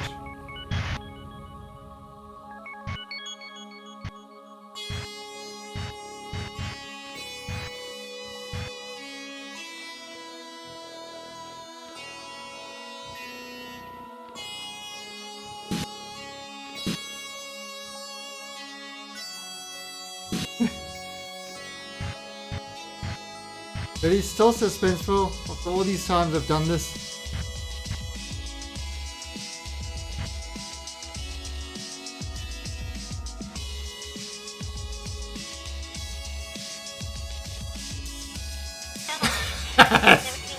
Alright. So that is the pod docked. That's not how we actually going to have the pod. So now I'll go there and decouple that node. Okay. And I do this. I say control from here. Set as target. And now we are in the same thing.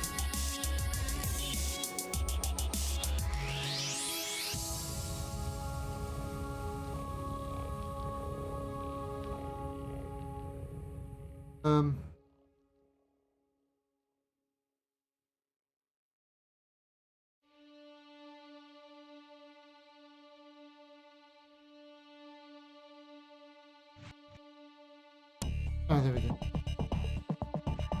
Oh, I had caps lock off.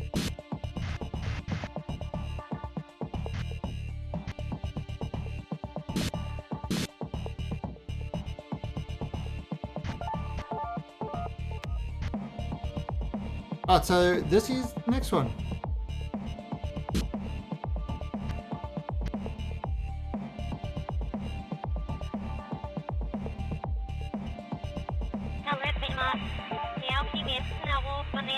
Well, some of the things like docking, for example, definitely takes patience. You know, it's hey, real life space program. How long does it take them to dock? I mean, days. Yeah, it's like literally hours. So this is not.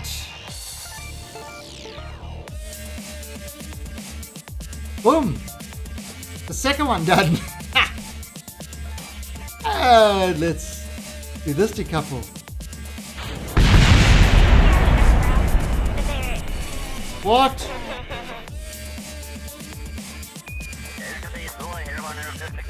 I don't know what flowed there.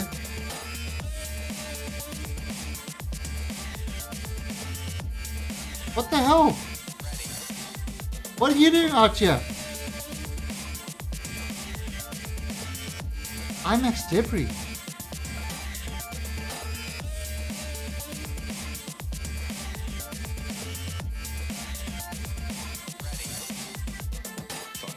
Unknown explosion. I mean, we're calling it an explosion. No, well, it didn't really a ship explode. I think it just a part exploded. Right, so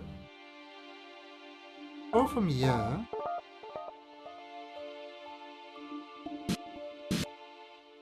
And we are going to dock that as the target.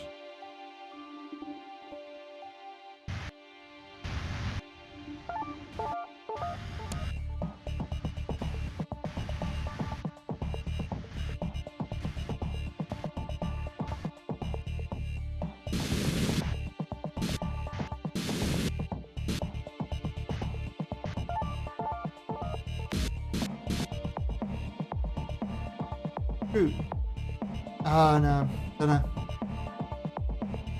I think it was just one of the RCS ports.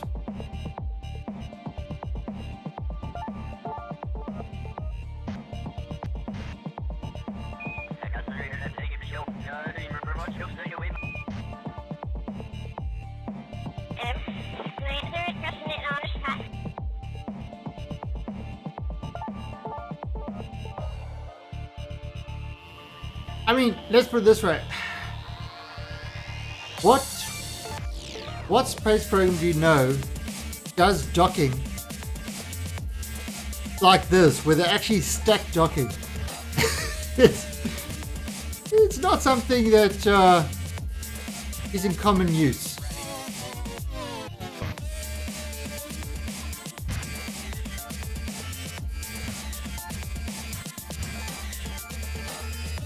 Definitely not something that's in common use. Stack docking.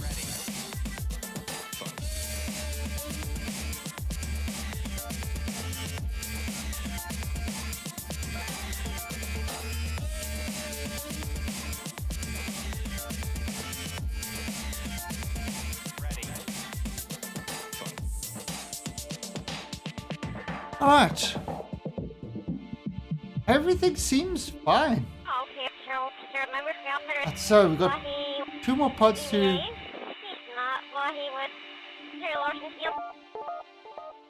Let's try this again. F5.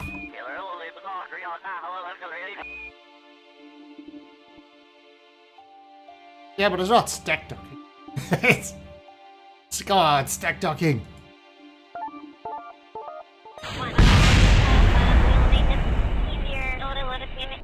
Separation. Thruster block collided with heat shield. Oh, it's just an RCS thing. Okay, it's not a problem.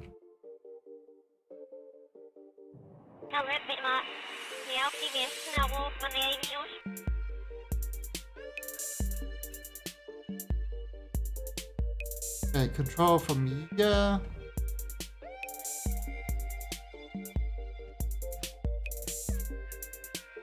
It is.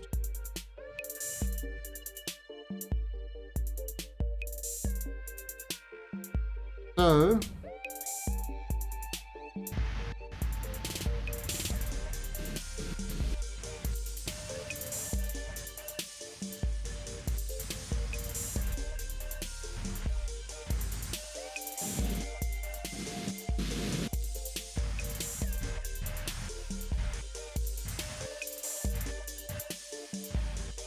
okay, so there we go.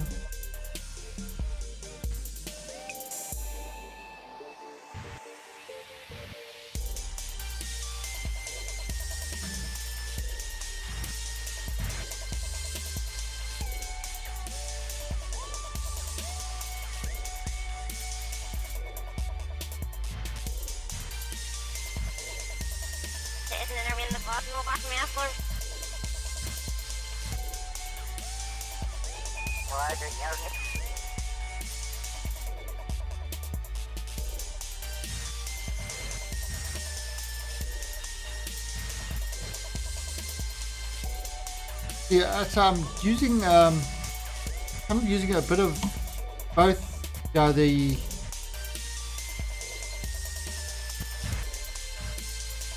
the kind of that docking port and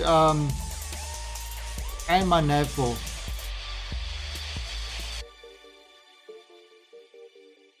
Right, so we're on our last one. F5. This is probably going to cause some more explosions.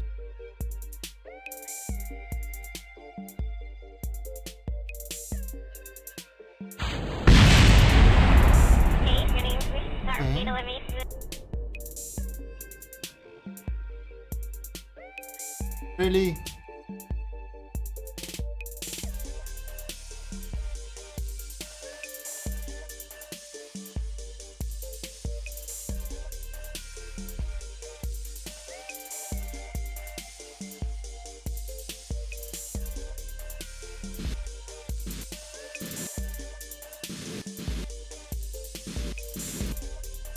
So,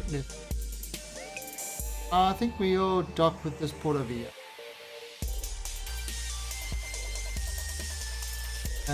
Go from here. It as target. Now this one is going to be slightly different because I'm going to have to do it like this.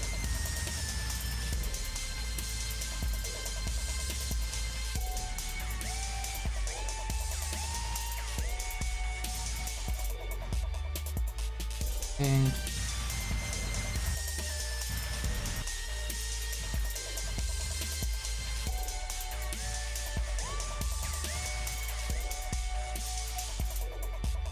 I want to miss it.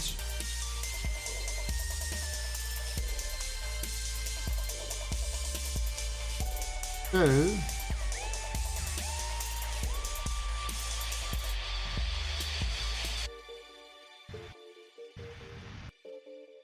myself actually side.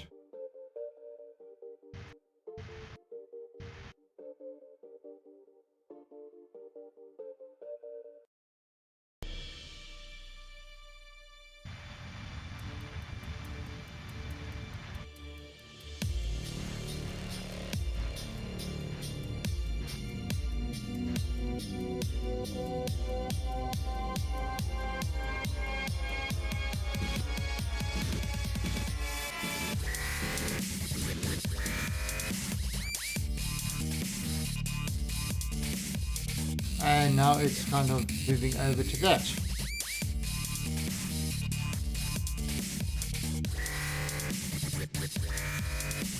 Right. Oh, and there's nobody in this one.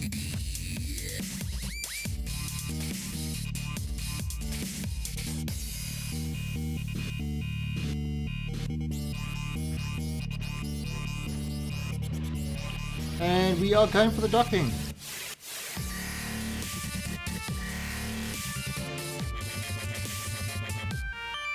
Okay, Don't need to do anything. This is working perfectly because I can see at the bottom of my nav board that it is going directly towards that. Ta-da! Okay, now I can F5 this.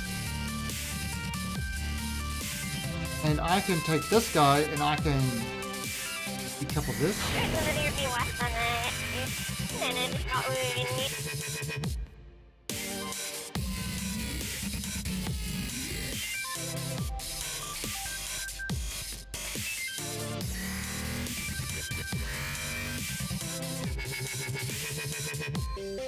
Alright, so this guy. Toggle RCS.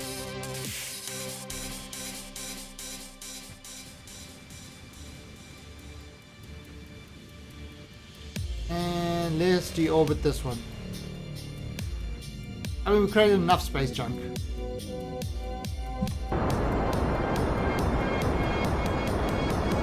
Alright, and he's deorbiting. The space junk is okay. It's got a lot of fuel left. Anyway, he's deorbiting. Right, so we've got a whole craft now. Okay, so what we're gonna do now? Let's see who's in who.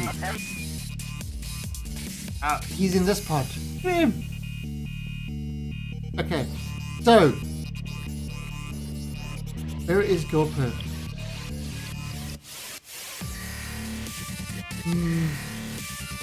Alien probe. There's some Gopher up here. No. Daughter, J-Play. Start. No. Start habitat. No. Start habitat. Ooh, look at that. Oh, wow. Okay. Right, so without this habitat started, 1 year, 1 or 2 days. That's how long these guys can last on the ship. Now, before they go crazy. Head start habitat. All of a sudden, 10 years. Now, if you're doing a large ship, you definitely want one of those. And start the greenhouse.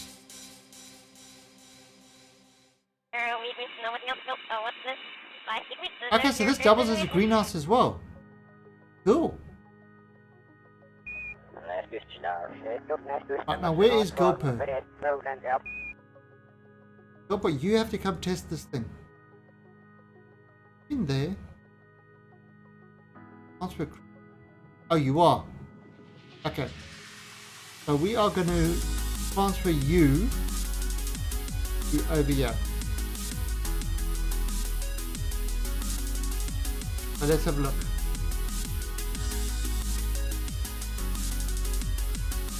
That's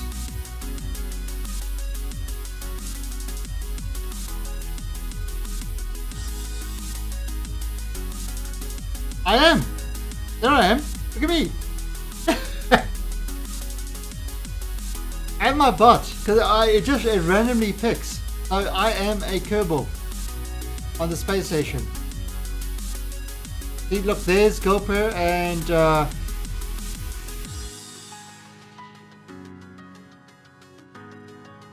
so where are they? Yeah, Jack and Gopher are in this pod. Oh, yeah. That would be... I was thinking of it, but that would be funny. Alright, so let's F5 this first of all. So who is ready to try out and see if this actually works? If my pods actually work. And we've got a lot of Kerbals over here.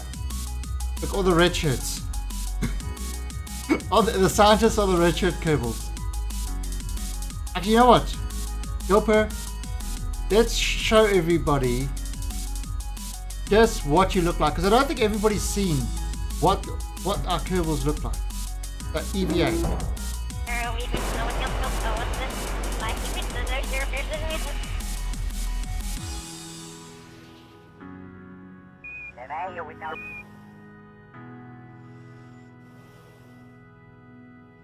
Turn around.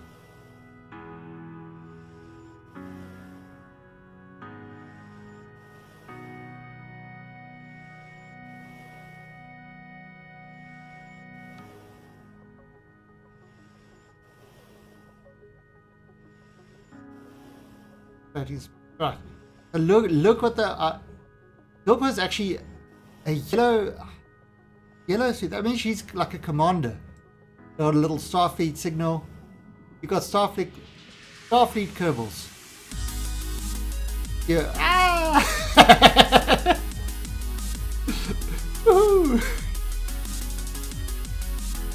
Our little Starfleet Kerbals. Cover your EVA suit. No breathable atmosphere. Yeah, yellow shirts live. So you're lucky, Gopher. Lucky. Right, so off you go back to the ship. In your little Starfleet jetpack.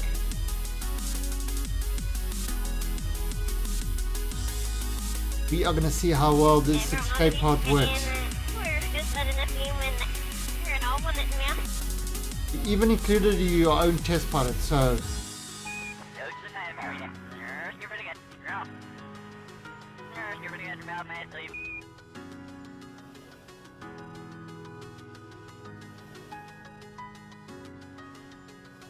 Okay. Alright. Time to F5 this. And launch. Right, so undock. No, I want to actually see if Kerbals survive. That's the important thing. It's no test if Kerbals don't survive. So we're going to undock.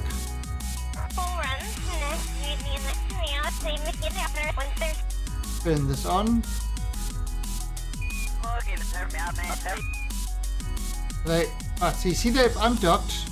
Remember, they've got no power of their own. So we're going to put them into... Oh, okay. See, this is a problem. This is a problem. They float away further.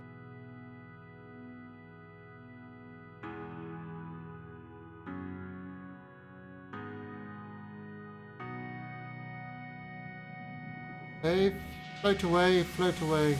Okay, that should be alright. Ah, there we go. Okay. So, now it's time to see if our little if these little rockets actually work. So we've got it on there. I've got a lot of power left. And boost.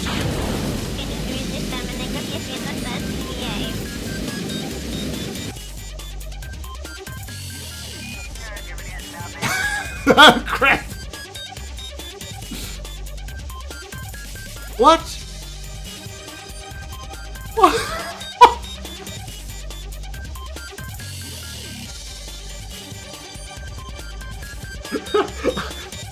I should have done this because it'd be going backwards.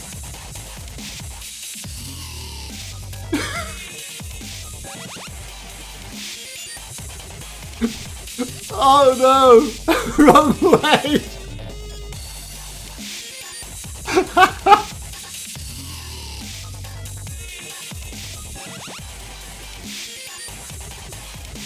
Oh no! Alright. There's only one thing to do. Then the next two. That's it. I mean, I'm just...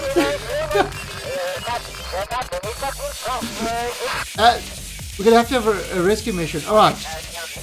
Now, Crypto, are you on this ship? Who's on this? Storder. Alright. Actually, who is in the training academy? I don't need people in the training academy. You guys are a waste of space. So, transfer crew.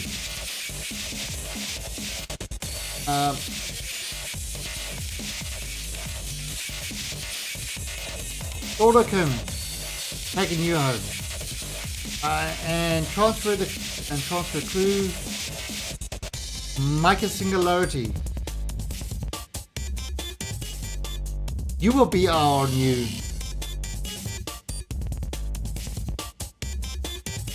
daughter and Micah. Okay, so you guys are going to be our new test subjects. This time we're going to get this right. I mean, you guys are safe at the moment. I don't see an issue. And let's undock this.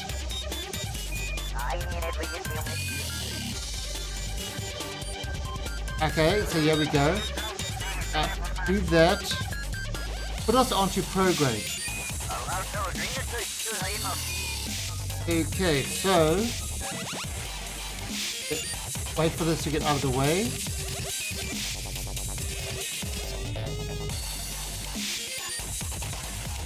Prograde, okay. And let's see if this works this time. On prograde, not retrograde. Boost.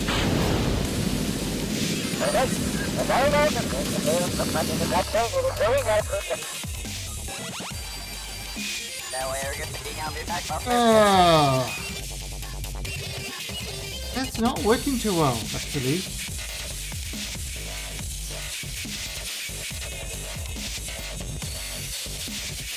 Now we can switch to retrograde. So it's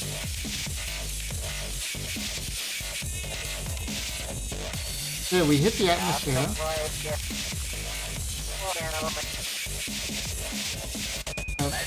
Take what's this.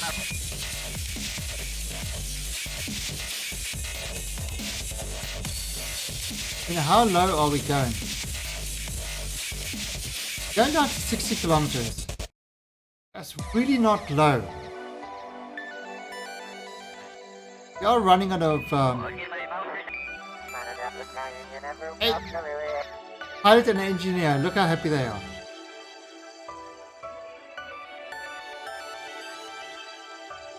A blue shirt, 2 blue shirts.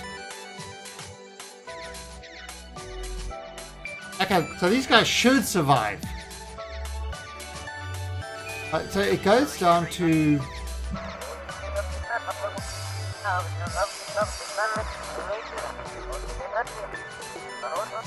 oh, see, this is dropping all the time. Look at that.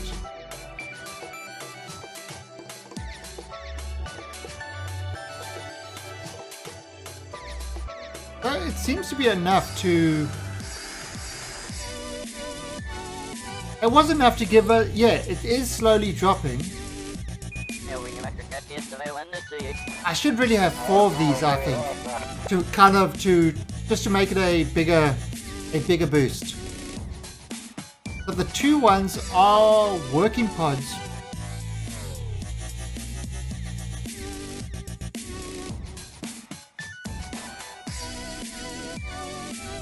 Red Dead. Red Dead. Oh, Kerbals.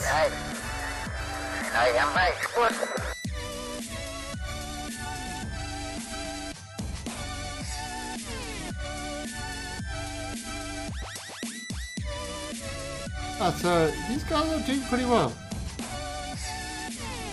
See, that's.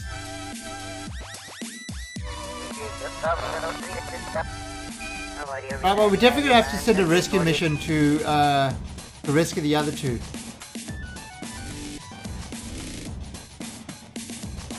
Okay, so not the best ejection system, not the best escape pod system. However, it does seem to work. Oh no, we're going into the night.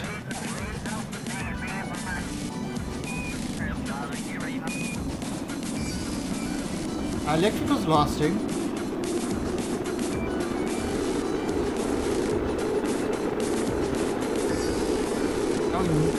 Our ablator is lasting. Yeah, they do work. They do work, which is. I mean, we had no idea if this would work. You've got some Kerbals in the wild, loose.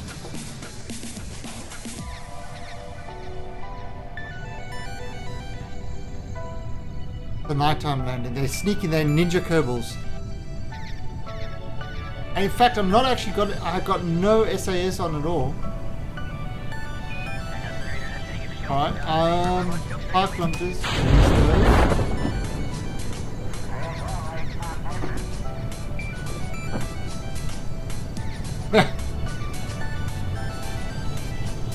Hardly use any heat shield. Is that the space station up there?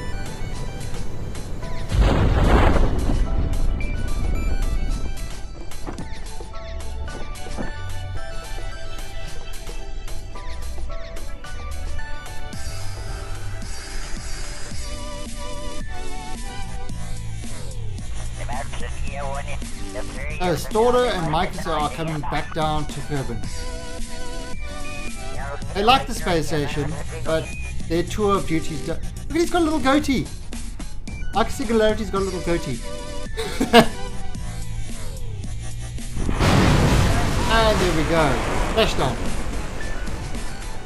Ah. So, okay, just F5 this quick. Oh, Imaxes, get out there. I want you to show everybody your little goatee. There you go, little goatee. See?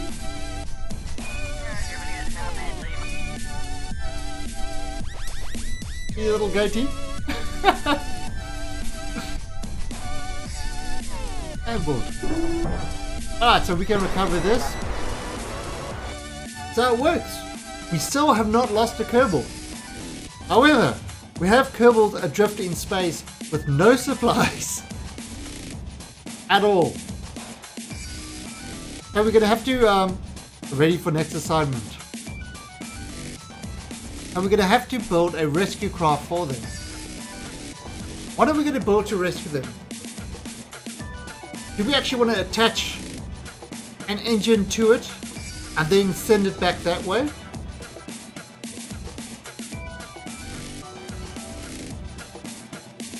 Do we actually want to send a rescue probe? Or do we want to send Kerbals to like pick them up? I'm thinking a rescue probe will be cool. What do you think? Rescue probe or actual Kerbals? Or actual ship to pick them up?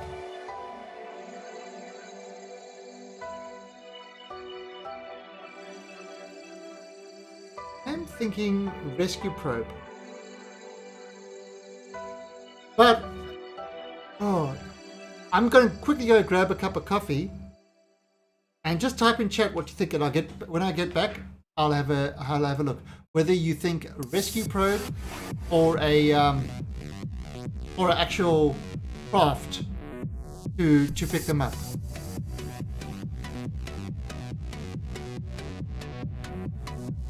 And you can look at all the Kerbals doing their little thing. Be right back.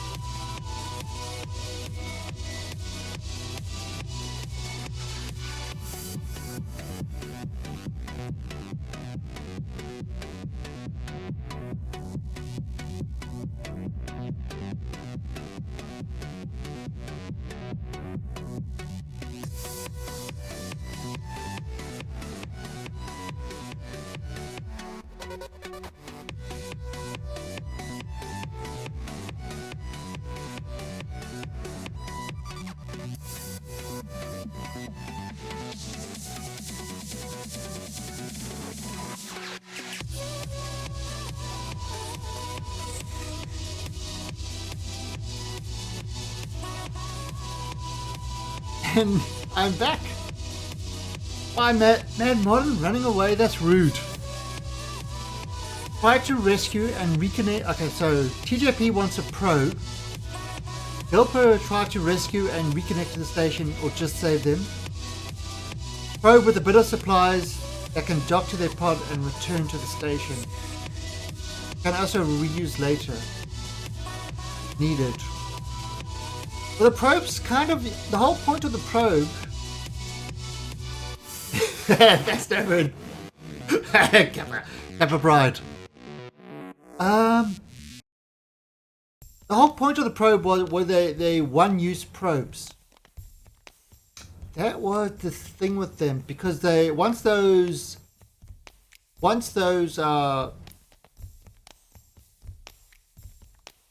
boosters are used, you can't refill them. So could do something. All right, so let's have a look. What do we want? We want a probe. I want an orbital tug. Oh, orbital tug. Easily done. What we do is we take this. Actually, wait. That one? Yes. Go. Nice RCS. Those. Definitely gonna want some. I like orbital.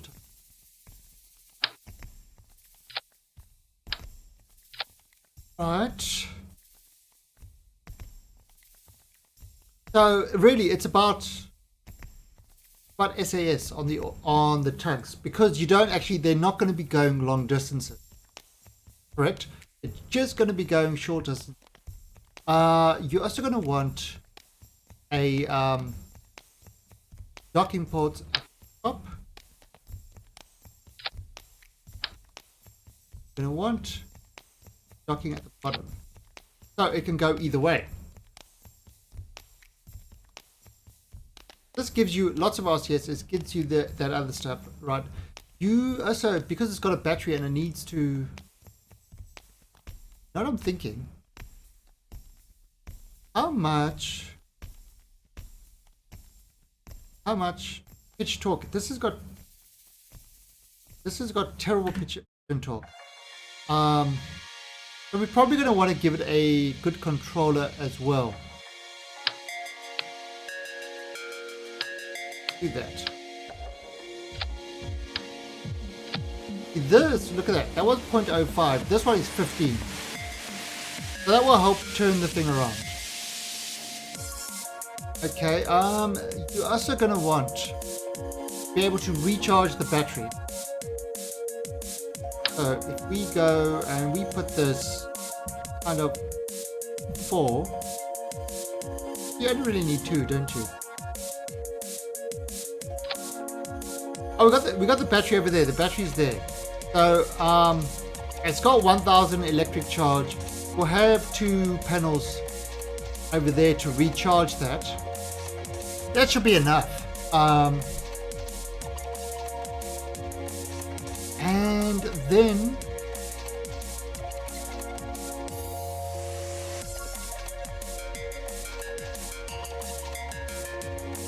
okay, and then what we're going to do is let's look at this.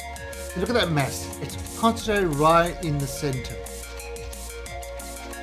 So what I'm going to do is I'm going to have 4 there. Now that turns the spin. I'll bring the 4 right there. If I move it kind of off center, it doesn't work, but if I bring it right there, that is perfectly balanced. So this tug will be a dream to control. Of course, the problem that you've got is you've got to have a big weight on one end. So it's not going to be as easy as we think. That's what happened last time. Okay, so that is our little orbital tug. It's got RCS, it's got all that. Alright, now we need to get this guy into position. So, let's give it a separator. You know, we could actually use a normal thing. And I'm going to give it a little, just a little filter. That should give us enough to kind of get to that craft. How much is that? 427.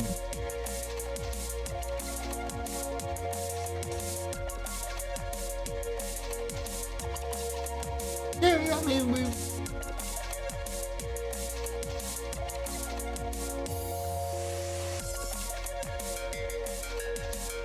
Okay. I suppose that will work. I'm gonna leave this in space though. What can you do? Can't have everything. And alright, then we're gonna get this. We're gonna get this into space. Not actually a big deal to get this in. But we'll have another one of these. We will have payload on these. Actually have a small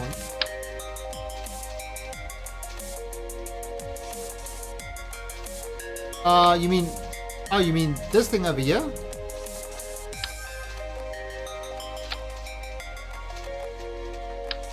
You mean don't use this one? Use the side edges for Delta V.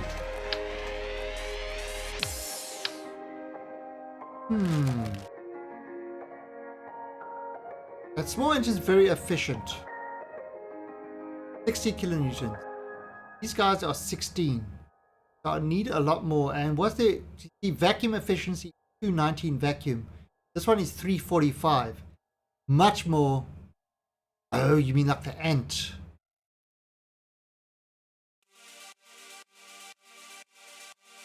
$20. Yeah. This one's actually more efficient, to be honest. 345. This one's 320 in vacuum. And this one's 3 times as powerful. Not that we need power. We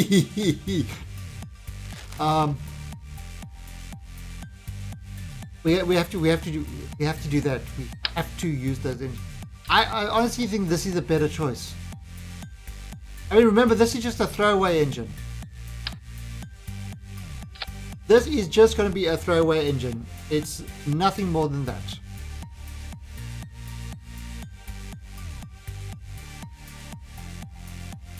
Alright, so...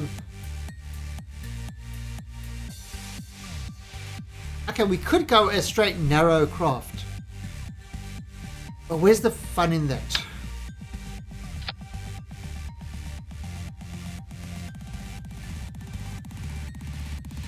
So...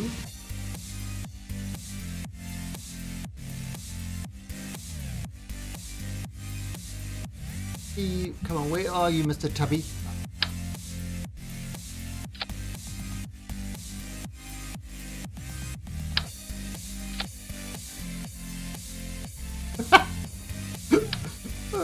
Wait a minute. Wait a minute, I think I could do this.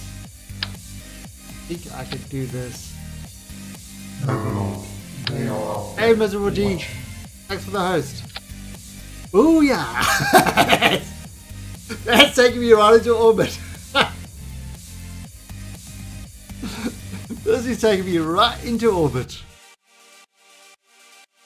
We don't need no stinking stages. We just go straight up there. Stages. Ha. Who needs them? Not us.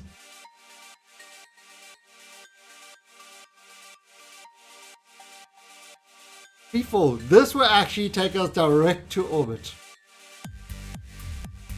So, I'm going to give it a little bit more.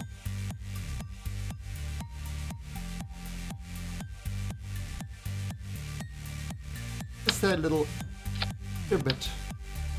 There you go. And we are going to bring this one down to 1. Now this is single stage to orbit. It's a SSTO. Single stage to orbit.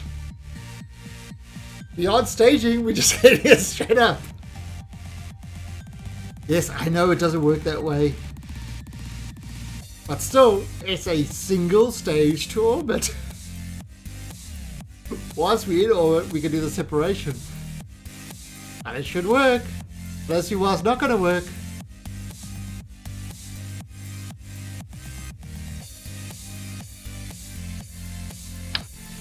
I mean, am I wrong?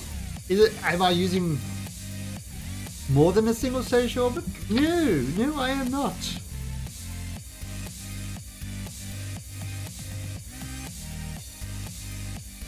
Okay, so this is rescue rangers. Rescue tug. Nothing could possibly go wrong, Miserable G. Nothing. Oh, by the way, Miserable G, remember we said about Ark? You couldn't play with us because you didn't have Scorched Earth. Guess what? Last night we decided to move to a procedurally generated world. So we actually made a procedurally generated Ark map. And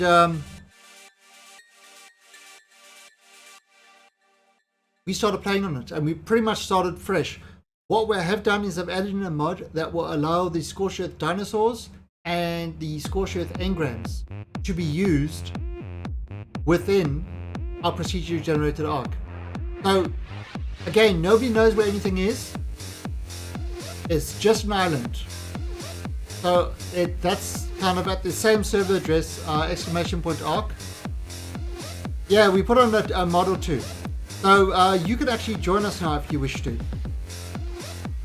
!Ark, and that will give you the map. And again, anybody else who's watching and wants to play Ark with us, you are welcome to do so.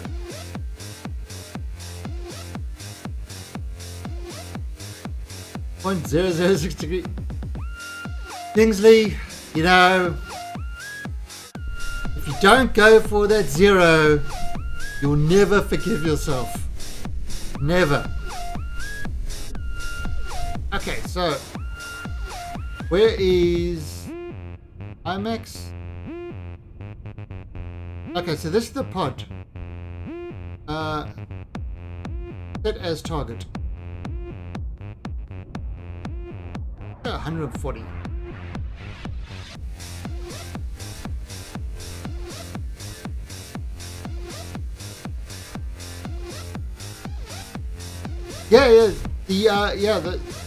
The procedural generations are kind of new, and it took some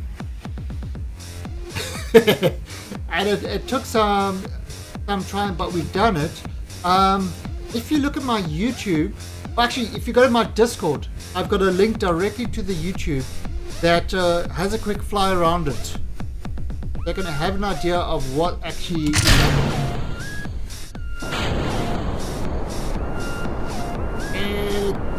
Now that's what you call a launch. That's what you call a launch. Why didn't somebody tell me my staging was wrong?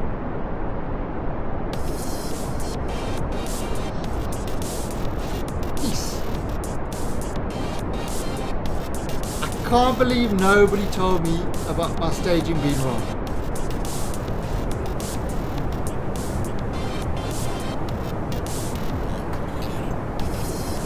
But you see the kind of followers I have and viewers. They don't tell me when I'm about to absolutely screw up. It is terrible.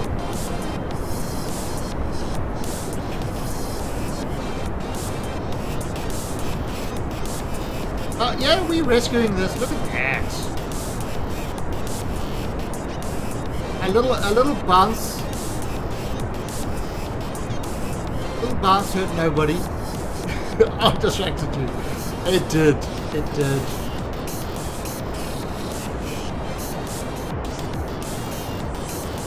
do this.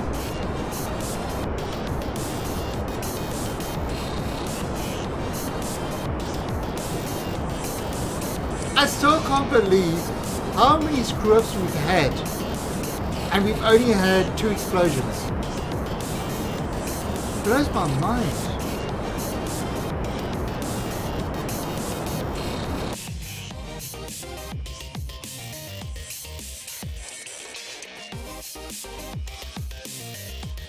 Where can I find you? Oh, yeah, at the bottom. If you look at the, if you look on the whole arc thing.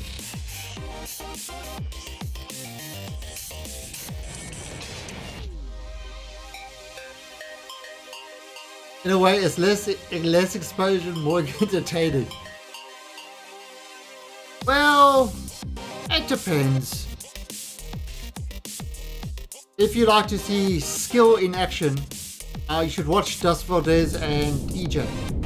If you like to see just random shit, then you go watch me.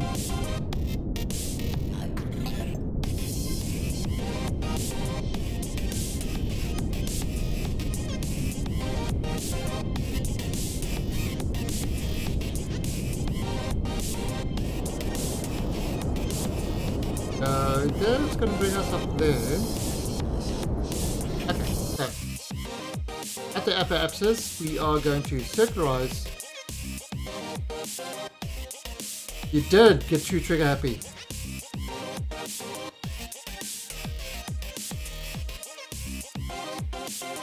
Yeah, but what we decided was so many people actually wanted to play with us but didn't have Scorched Earth and didn't want to get Scorched Earth.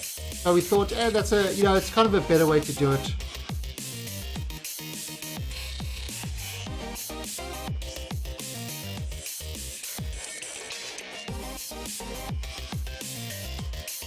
Alright, so let's see. Now we've got 9-second burn. Oh, I can actually get rid of this. Our probe is free. Be free, probe.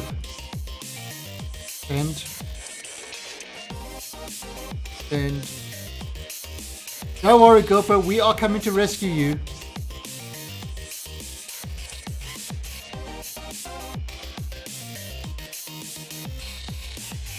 Oh, Azelus, good morning. And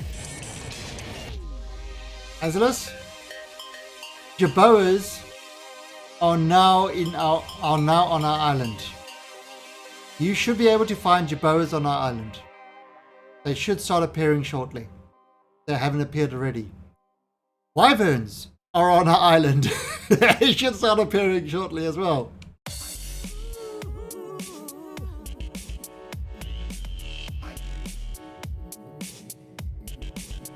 Okay, so...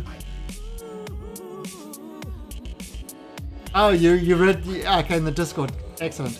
I actually need to update that Discord thing as well. But yeah, but Azelus, did you see the fly-through from yesterday's stream? So you can actually have an idea of what the island looks like. I just posted the relative, just the part of that YouTube that showed that.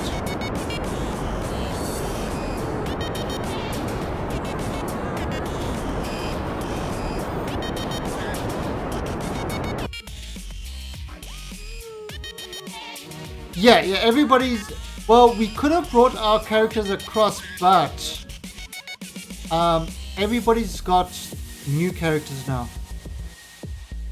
So everybody's starting off at the beginning. No engrams. We were gonna try do the other one, but didn't quite work out. Right, so okay, so let's see. You are 98 kilometers away. You see, I'm still below you. Although I will catch up to you at the bottom.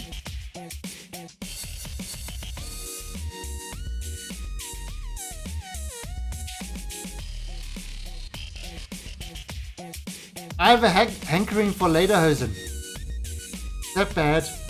Is that bad?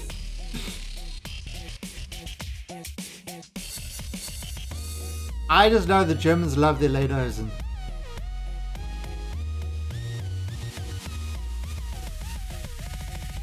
And not filled with strudel. That would be just terrible. Right, so how close are we? We're getting quite close. Okay. 15 kilometers. Not bad, just slightly weird. Okay.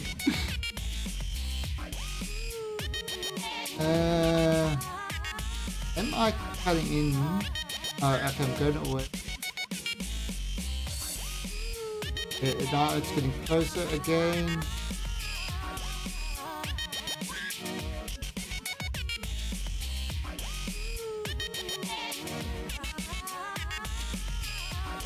Taming was okay. So what we've done, 16 kilometers away. I think I'll probably do that. I've still got some fuel left. Yes. What we've actually done is training is at 2.5 and XP is earned at just 20% extra. So it's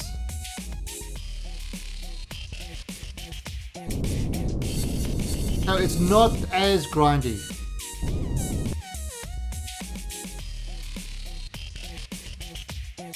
You tamed a lady parasol.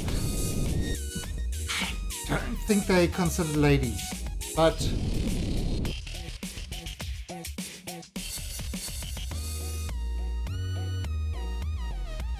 well, yesterday I got hungry and I was running around in the bushes with nothing but a spear, and I saw CJ and I kind of stabbed him, chopped him up and cooked him on the fire. It was delicious. So yes, there is some sort of PvP. But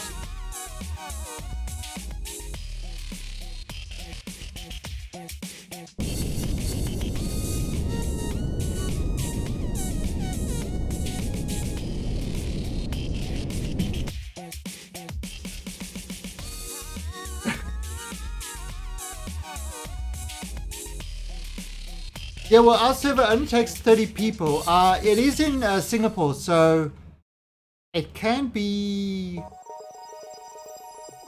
what can I call it? You can have some higher ping times, but nobody's really... Even Azulis, you haven't had any rubber banding on our server at all, have you?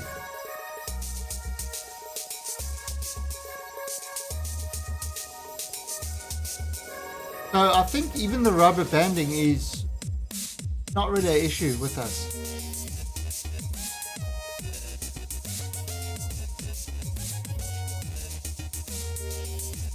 Oh yeah, okay, so that's kind of,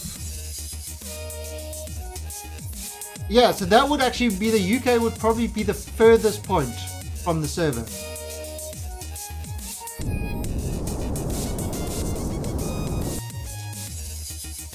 Crap. I think I did this really badly.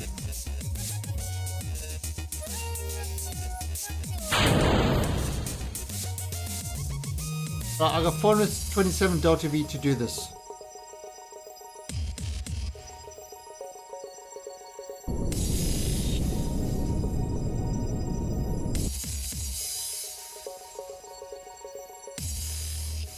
We are getting closer.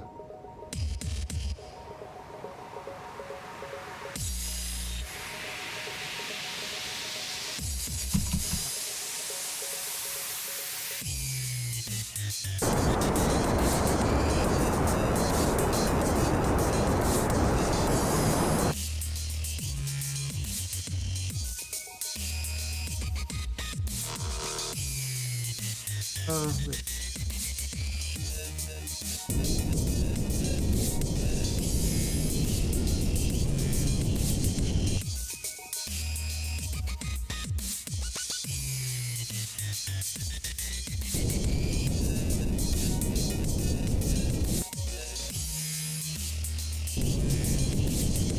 let's go. Let's see.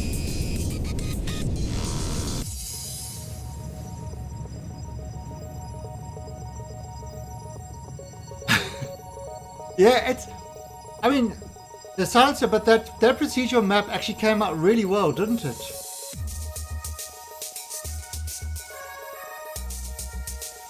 Yeah.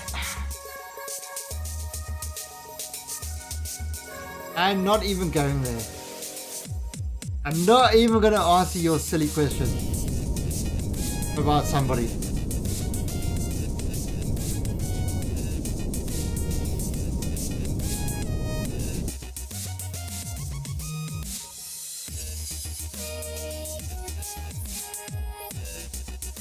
Yeah, the 20% definitely helps.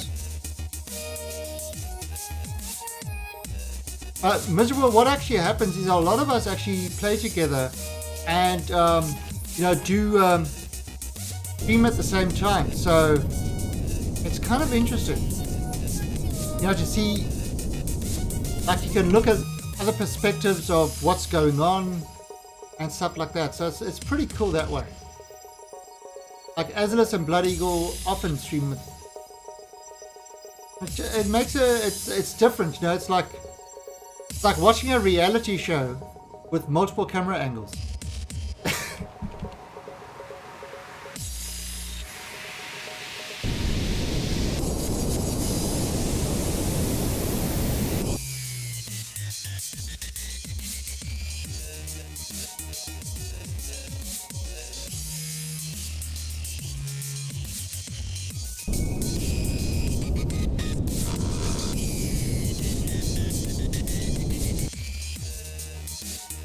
Yeah, that's right. You're welcome to join us.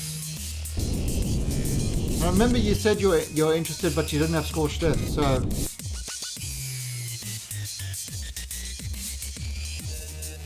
And of course, it's open to all followers and stuff like that. So, you know, the usual blurb. Right, so we are getting closer.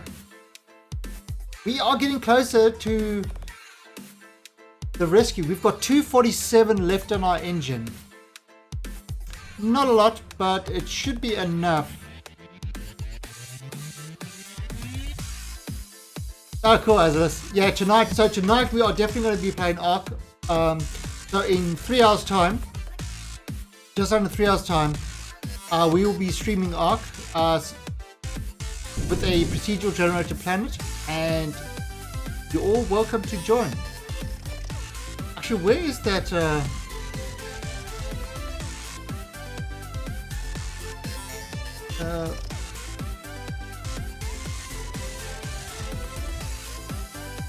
Yeah, self-promotion.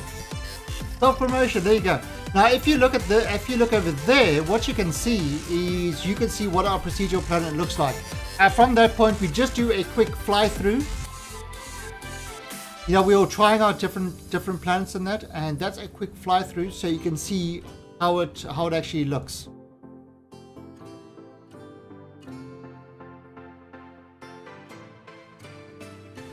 Well, there is the option of giving more engram points, but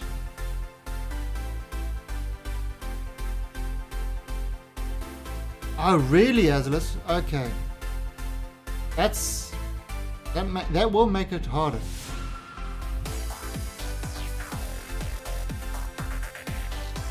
Let's see. We're going to pull this. Okay. Oops. A bit fast. Now I'm going to stop this. Yeah. I'm just going to get like really, really close to this. Distance 390. And you notice I haven't even looked at the craft yet. Because I don't need to. All I need to see is how far it is from the craft. That's kind of my main concern at the moment.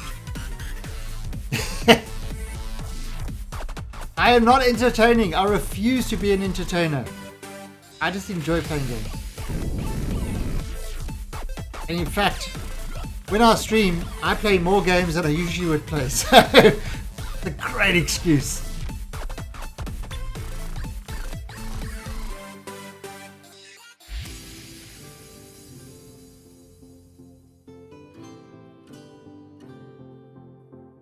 Right.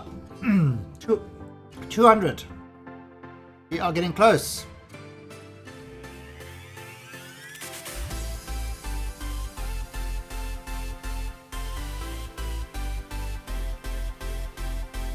$140. So you can see that, I mean, this was in a completely irregular orbit of 100 and 140, and you could still, you just use the same methods to get there that we do with all the other rendezvous. Right, so that's good enough.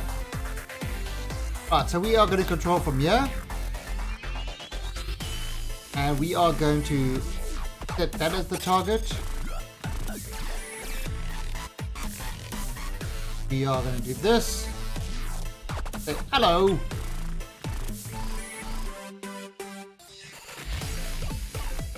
Bring you down there. Turn you a little bit. And 0.06 going towards it. Sure, I can actually just turn on RCS, even though it's kind of going straight towards it. There, see, what you do is by putting that prograde marker, the prograde marker over the target thing. That means I'm literally heading directly at it.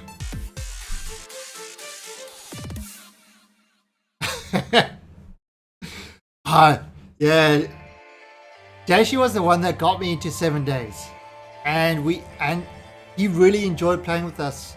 And it was just a few of us at the time. There was like, I think about 4 of us playing on 7 days. But now I had to increase the server capacity to hold 10 people concurrently.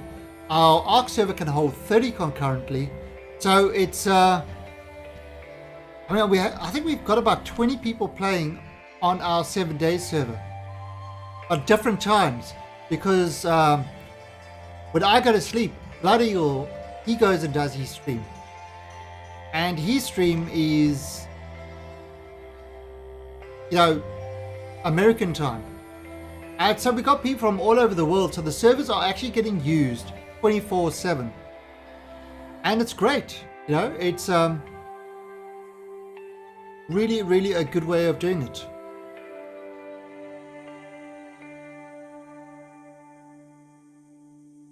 So look at this, Doc. You see, actually, really well.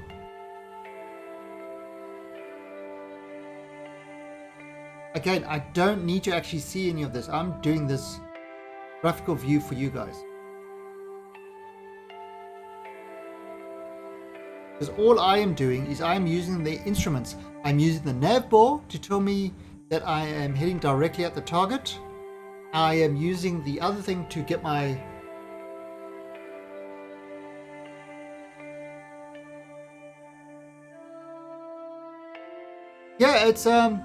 it's been Kerbal has brought in a lot. I've had a very good counts for Kerbal, which is surprising because I am nowhere near the Kerbal player that Das for Des and EJ and that are. Those guys really know their shit. I just do random stuff and get the Kerbals killed. Oh no, don't die! There we go. Rescue completed. Okay, so we now have an engine attached to our engineless escape pod. We can send them to land, or we can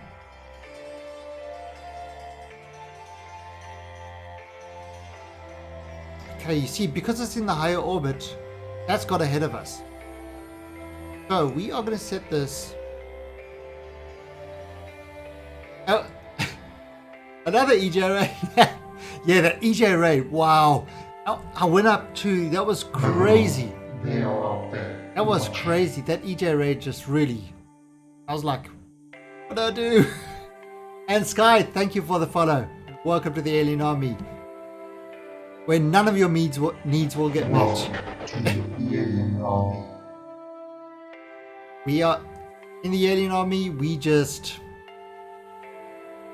send people out for cannon fodder. That's what we do. Hey, Source Connect. Oh, oh, it really is an EJ raid. Wow, thanks. Source Connect, thank you for the follow and welcome to the Alien Army. Yeah, I was just saying, I was literally just saying how, I don't know why people are watching me when EJ and Daz are the ones that really know this game. Hey, Loopy. And Eros, thank you for the follow. What am I doing? Oh, I don't know what I'm doing. Am I doing this completely? Did this thing take over?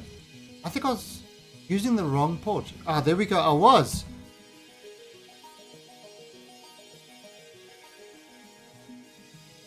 And okay, so right, so EJ is attacking us with all his viewers. It is time to type in !defend to defend us from those evil EJ viewers and their shuttles. The !defend. So, those who actually don't know who EJ is, he is a great Kerbal streamer who does a lot of stock stuff. You know, he uses the stock parts to do some really crazy craft. Things that I just can't dream of doing. You don't know either. Alright, so what I'm doing is I am now dropping this to... I'm dropping my periapsis to 95. So I can actually catch up with my space station, who's way ahead of me. Hey, good job defending. Thank you. And Kingsley. When are you going to do a mission to Elu in real time? Kappa. What did it take us to get to Elu? And who is that? Harry Rowe, thank you for the follow. Real time Elu. I don't think Windows will stay alive for that long. I think by the time we get to Elu, Windows will be a thing of the past. So no, I'll have to fire up a Linux machine to do it in real time. See, I'm actually get the dig at Microsoft.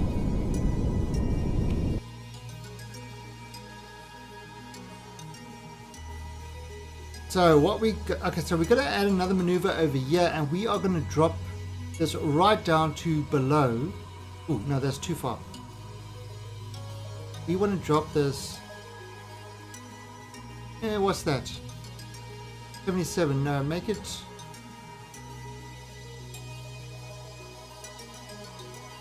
Bit more. 83.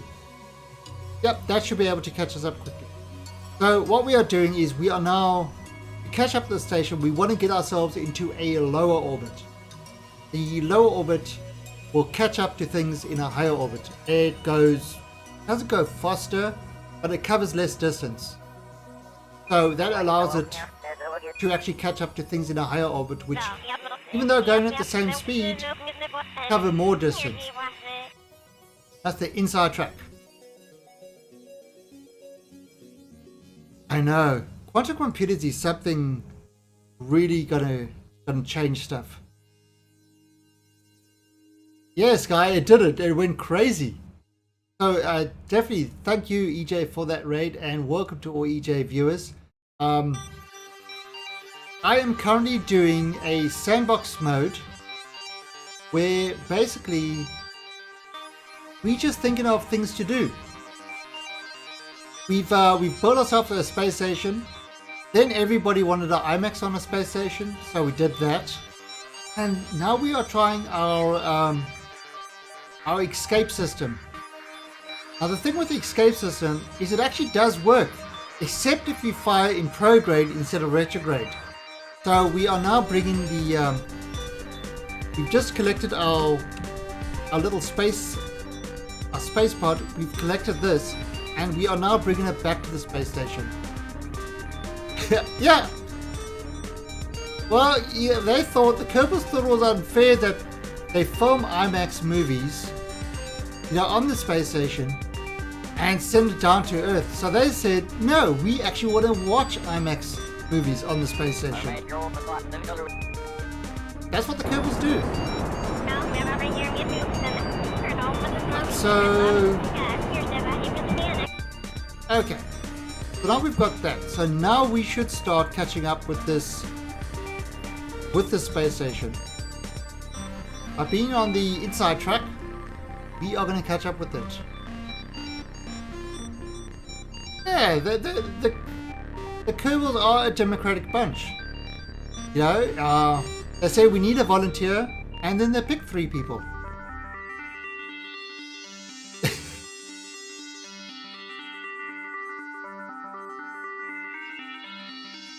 Yeah, but wasn't there something with the 24-hour ISS feed was actually not from the ISS? It was somebody started up a stream or something, and they were showing different stuff, but it wasn't really from the ISS. I mean, look how well our network is actually working. Our little relay station. We've turned up occlusion to 1, so it doesn't go through the planet, and the KC is the only place where you can communicate. Please set up relay nerves are on. Okay, so what we've got, you know, interesting that you mentioned that. Let me show you something. We have got, you see these 2 satellites? This one is going to go, this is a communication network, and this is another communication network. This one is going to go around lunar orbit. This one is going around sort of Eve kind of orbits. Yeah, around that sort of orbital path. And so that is going to be we're actually setting up an interplanetary thing at the beginning. So these guys are on their way. So if I look, so the relays go all the way out there. We've also got a whole bunch of satellites. Let's do this again. We've got, okay, so we've got these guys over here, which are geostationary satellites, relays, and we've got these guys at the geostationary height, but going on a polar orbit. So at any time, we've always got at least, I think it's about four relays pointing towards KSC. So you'll see what's happening. As we get past there, boom. Now, currently with the occlusion being at 0.05, that wouldn't actually work. There we go. So you see this one is pointed towards it, so that's fine. But as I go to the next one,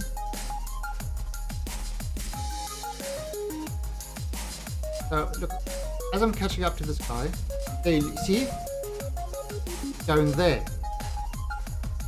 So this guy's always pointing towards KC. These two are always pointing at KC. That's what geostationary is.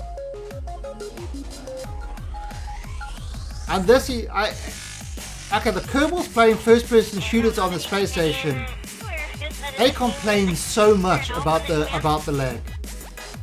But you know, they've got to deal with it. They've got an IMAX. They can't have everything. They're trying to get the quantum networks. They're trying to get the quantum networks working so that they can actually, yeah, play at zero latency. Yeah, there's nowhere on here that actually gets. There's nowhere in orbit where I'll get a complete loss of signal. I've got some.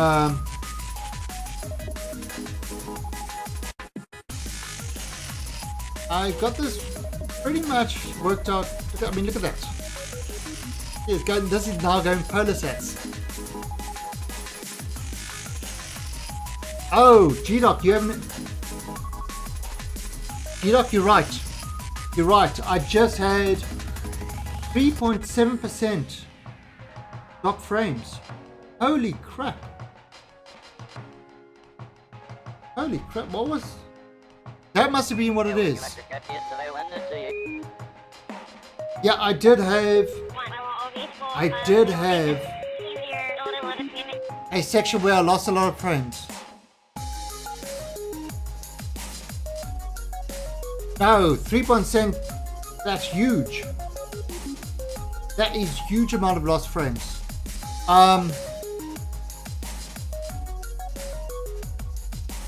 Normally I'm on 0% lost frames. I maybe lose maybe 40 to 50. So something will obviously use my my upload bandwidth. I know it's not great. All right, how do I get the okay, so the way you get this so that it doesn't have the occlusion is you go to settings, difficulty options, advanced. Now if I enable extra ground stations, if you unclick that, then only KSC works. Then you've got these things, occlusion modifiers for vacuum planets and atmosphere. I think these are on 0.90 and 0.75. So changing those to 1. Right? Changing those to 1 stops the planetary clipping. By changing those to 1. So that's what you want. You want these on 1, and then you've got no more planetary clipping, just like it is in Remote Tech. So that's why it has to go around the whole time.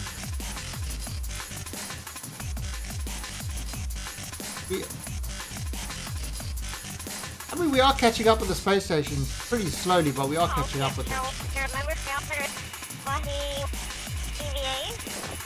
I mean, there's no real rush to catch up with it. I mean, it's still under the 14 days, but we've got probes, so the Kerbals will just go hungry. What have they got now? Supplies for 14 days. So they've got enough personal snacks to last them for 14 days. After that, they're going to be in trouble. But we should have the craft docked by then. So that's good.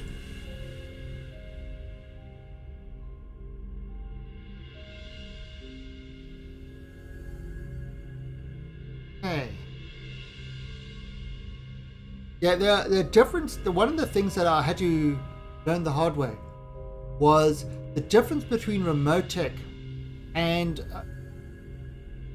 the new system is the new system on your satellites. Don't bother with direct connections. Only use relay dishes. If you have direct connections, it doesn't actually pass the signal. Like these guys are all just got. I'll show you what one of them looks like. Actually, let me just zoom onto this.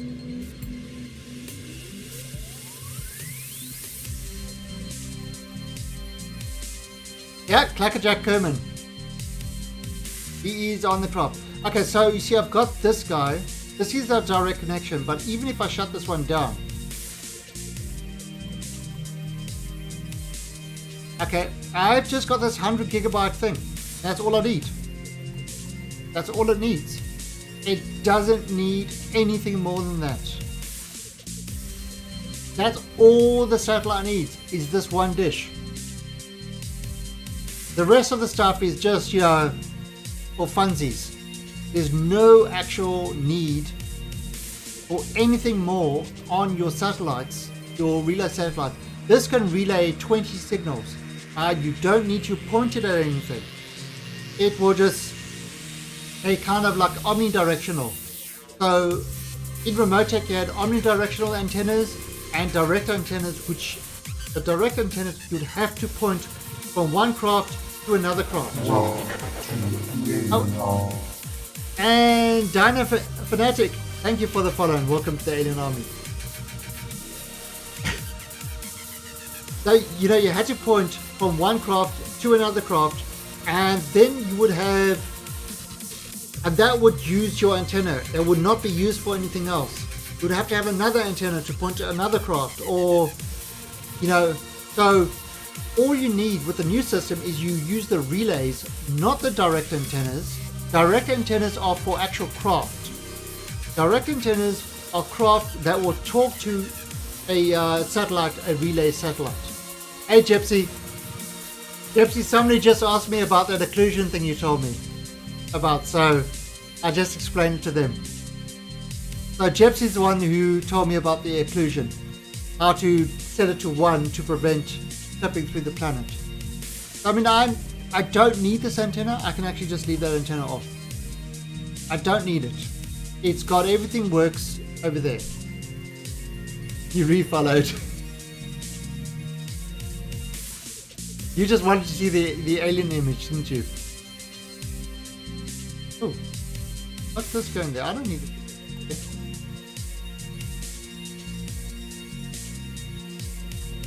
Right, okay, so we go back to the IMAX ship.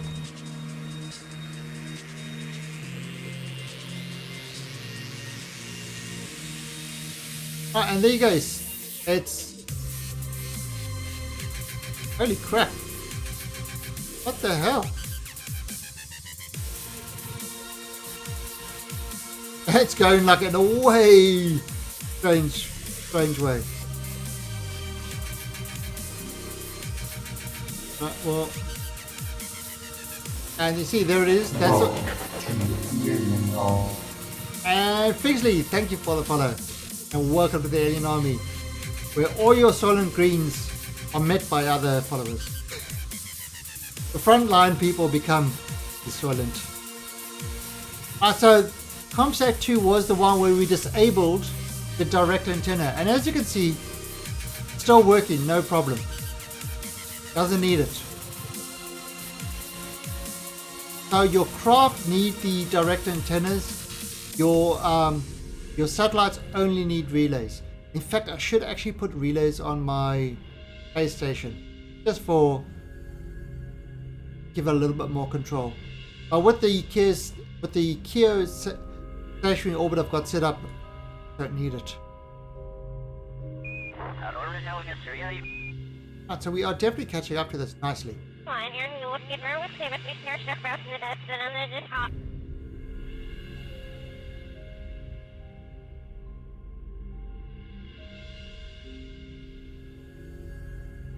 Hey, yes, nice and close. Now remember, it started at 700, but just by putting us in a lower orbit, we have caught up really nicely. In fact, what I could actually do now, don't want to go too kind of far ahead. So what I'm going to do, that's 7 seconds away. I'm going to go over there. Let's do it over there. Add maneuver, 2 minutes. Okay, so what I am going to do now is I'm going to push it out.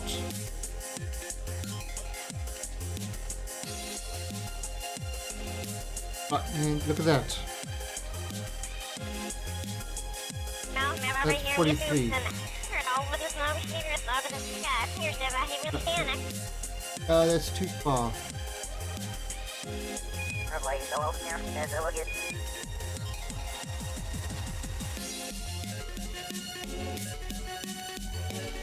No, much.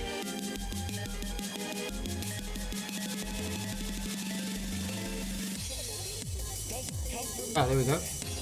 Okay, so that will be 8.3 kilometers away. So let's see. Can we first, no, maybe a little bit more? Boom. 1 kilometer away. So all I need to do is do a small little burn over there, 14 delta V, then leave it, and they will actually intersect 1 kilometer when they get round to this point. That's all I need to do. I mean, I could do the target thing in that, but I could just do it with one tiny little burn. And then once I get to that 1 kilometer, I can target it. Okay, that's kind of close enough.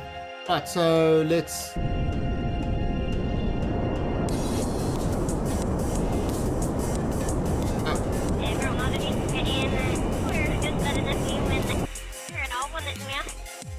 Oh! That was a mistake.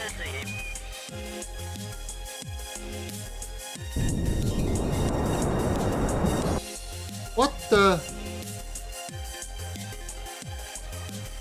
Oh, it switched onto the wrong thing again.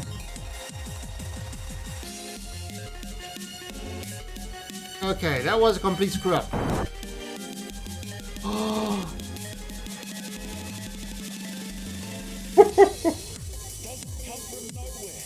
Okay. Stuff up.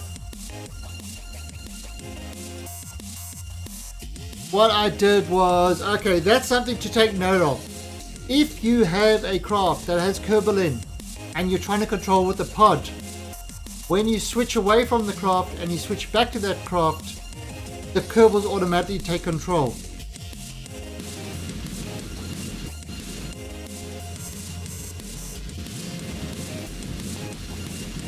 So that is a problem.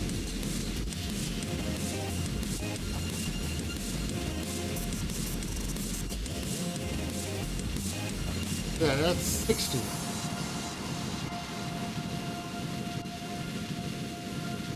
That is a definite problem.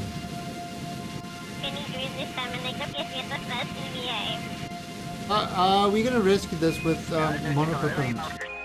In fact, I don't need this stupid thing anymore. Go away. You, go away.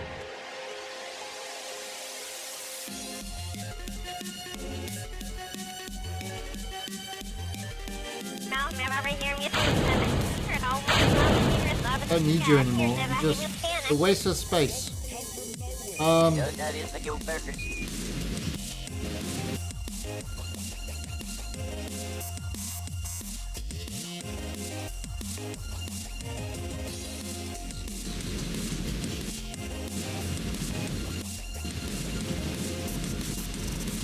Trying to get this thing set up now.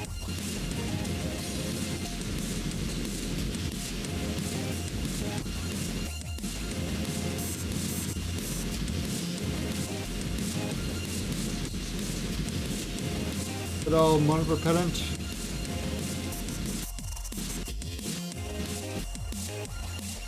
Fun. 0.4. Ha! There you go. Problem solved.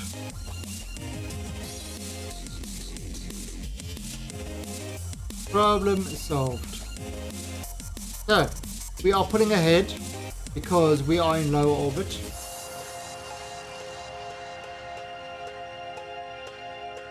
However, now look at this. We are going into a higher orbit. So this thing is now catching up to us. So we're slowing down with higher orbit.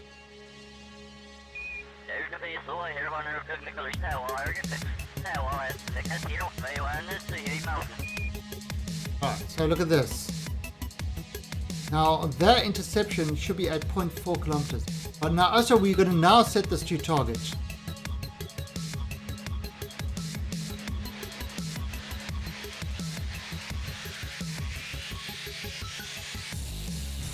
Look at that. Look at it.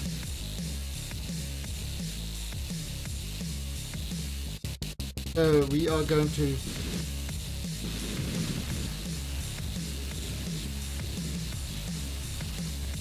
pop it.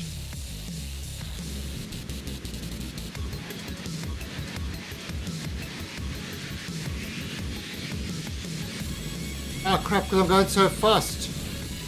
Ow! And I haven't got the speed on the...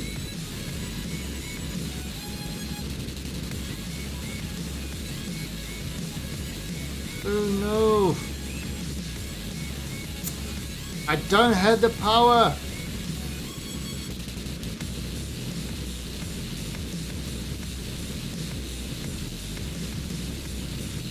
On.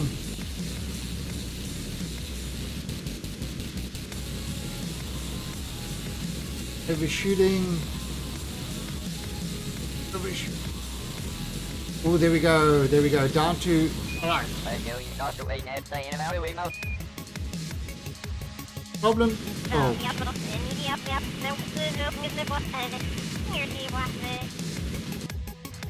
We are now heading directly at it again. Okay, so you could probably now control from here.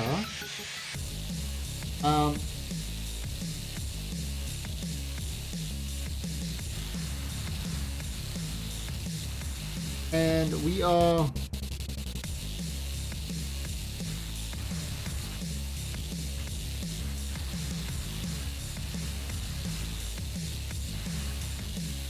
we're heading directly at it. Alright, so let's the other thing we're going to do is we can pop up one of these.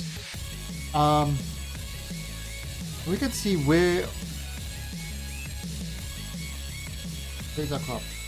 Okay, so where are we going to dock this? And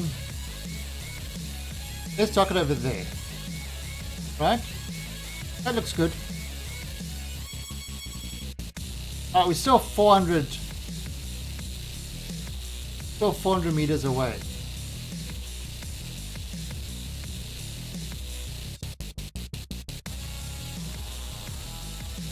I'm not bothering to try get this right at the moment. I just want to get myself much closer to that.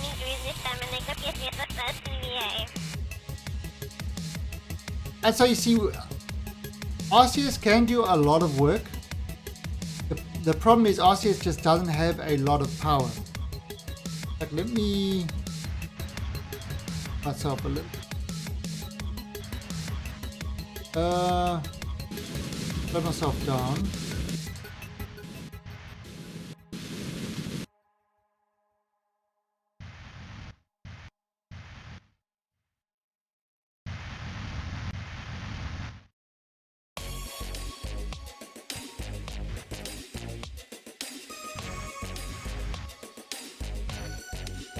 And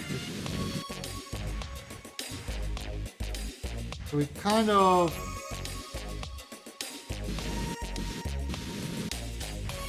so we've set ourselves down to 0. Alright, so want to be like there.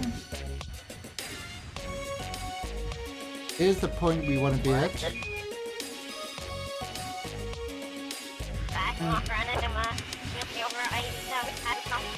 Alright.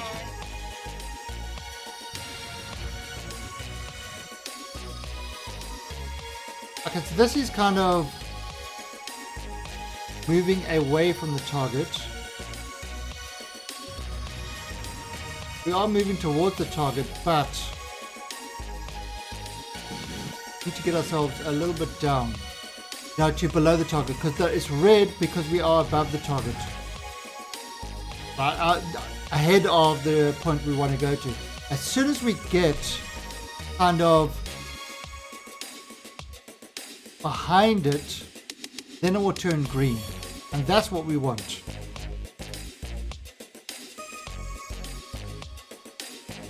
Oh yeah. The pro bit will remain. Yeah, it's kind of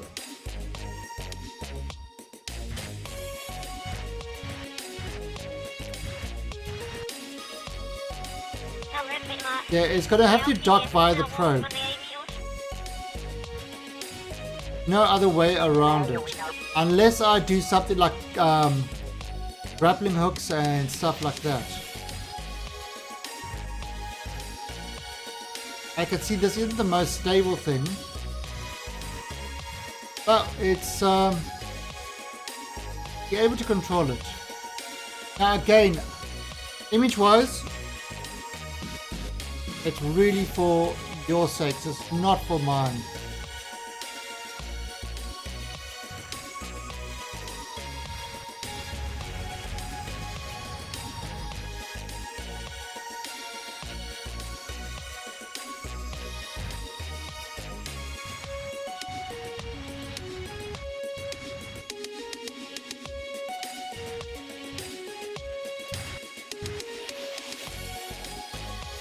Space junk. I believe I have... Actually, I don't have a lot of space junk. I've actually been pretty good with it.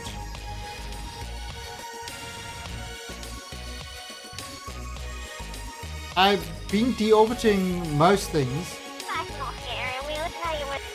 I am doing a good job in avoiding Kessler syndrome so far.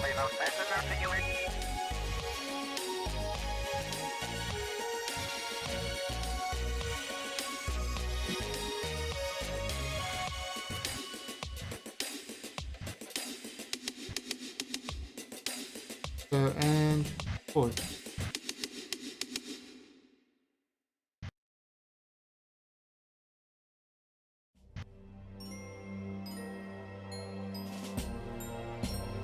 Come on.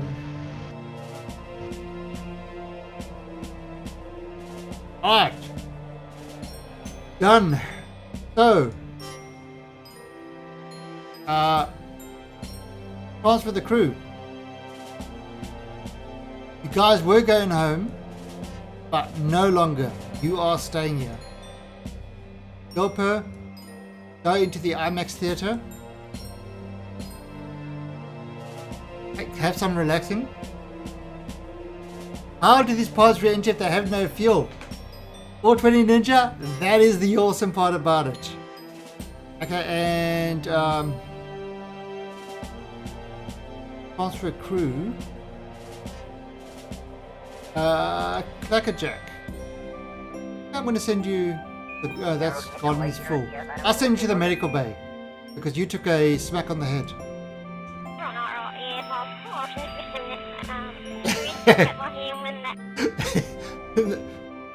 A really, really big minesweeper.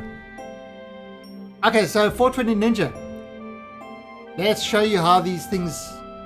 So, what you see is these little craft. Look at these little solid state rockets. Okay, so who wants to? You know what? I am going to send myself because I've had enough of you crazy people. So, where am I? Where am I? That's Lucy Lou, Daishi. Oh, I'm in here. I'm in the. Ooh, I'm in the command pod. Well, I've had enough of you guys. I am going home. So let me put myself in this pod there. And you know what? I think J Plea. No, J Plea. We are going to transfer you to the command pod. And don't we have somebody in there? No, we don't.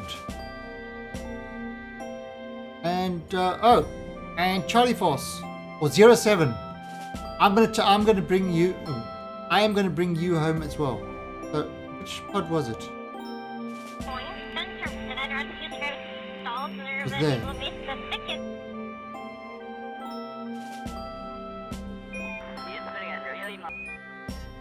Right, so there we go. Me and 07's got a red shirt, so he's gonna die. We could have a possible death in this return. I mean, red shirts and all. Alright, so let me show you what happens. So I actually really like this escape thing. It actually works really well. So what happens is we say, okay, time to escape. You're gonna undock. Alright, so we get so this is the ship, right? We are then going to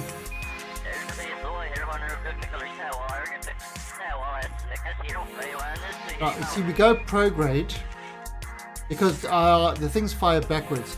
And what we're going to do is we just have to wait till we get away from the station.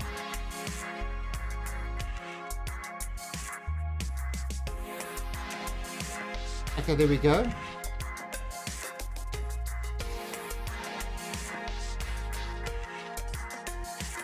Maybe a little bit more. So we get away from the station like this. Yeah, I had that drop frames again. And once we're away from the station, you ready for this? We fire our separatrons.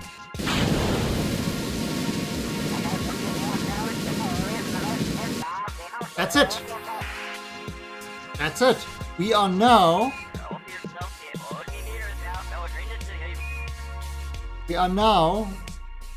done enough to drop our orbit to 62.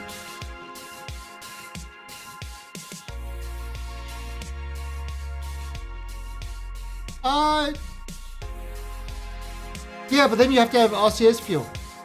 This way, there's no fuel. Yeah, it's just those two little things which are cheap. And that's it. And okay, so what happens now is now I can switch over to that way. I can actually turn off SAS now. And let this thing just go.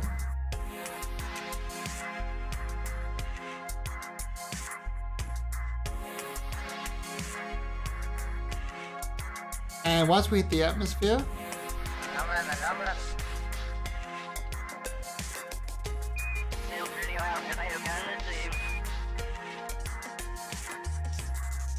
yeah, the prop, they have a very small amount of monoprop, 30, not a whole lot.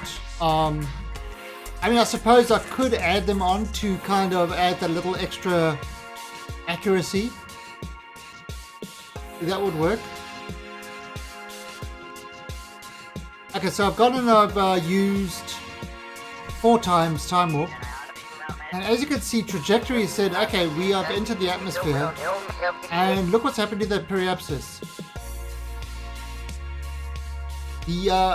It's actually dropping all the time. Charlie is still alive. He's still on the space station. He's enjoying his IMAX movies. Apparently he's going on a date with Kerbals. It's true.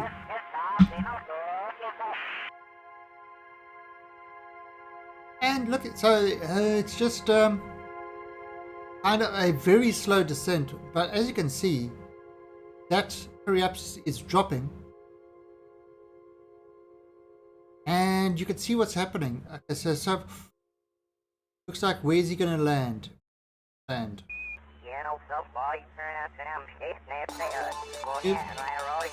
This is the trajectories mod that is giving a kind of idea where this landing is going to take place.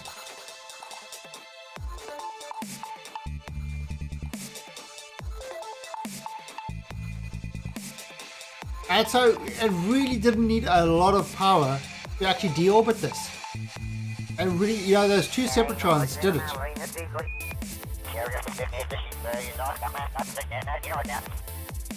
And the Kerbal chatter is just ongoing. That's Chatterer mod, by the way, which is kind of funny. But I think what did they do? They took a whole lot of NASA recordings. They sped it up and they sped it up, and then they added some, or they played it backwards, sped it up and changed the pitch. But yeah, that's the so he's actually landing on land. Is that 52? We should start the fireball soon. And there it goes. Yeah, there's no control over the... Actually, there could be. There could actually be, because once you learn how this works,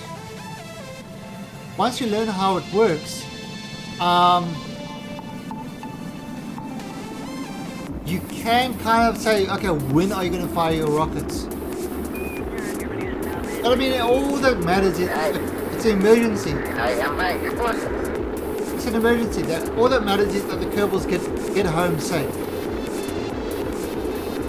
And it looks like they are getting home safe.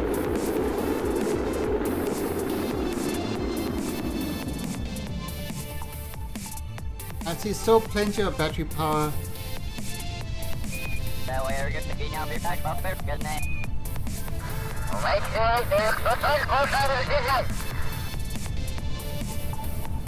Oh yeah, I'm still at 4 times. Okay, that's good for the progress.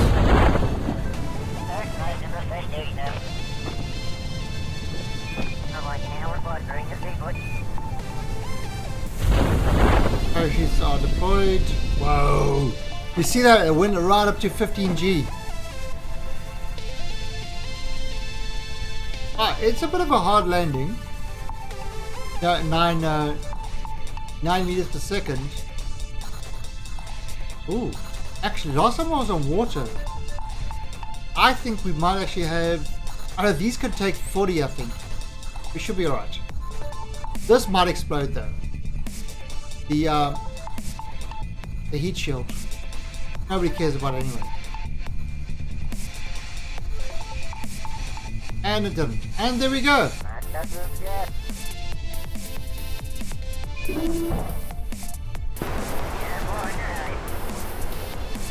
So that's a bit high. Dead. Commander Talon Kerman. My little Starfleet uniform.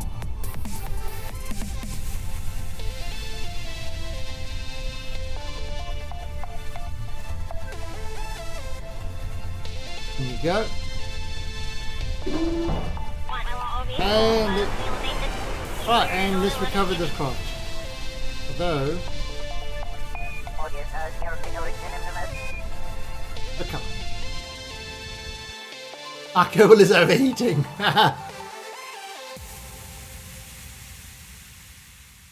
Max Buck. Max Buck.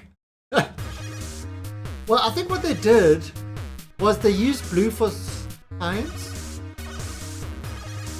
Oh, I'm not sure. Okay, so we've already brought back 2 Kerbals.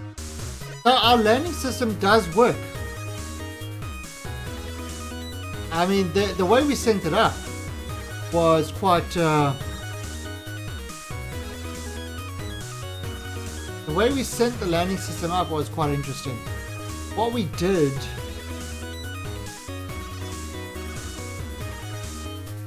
now, that's the rescue tug. Escape tube.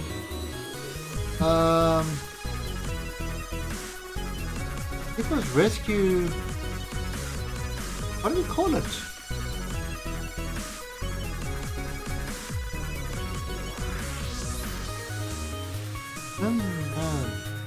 These are all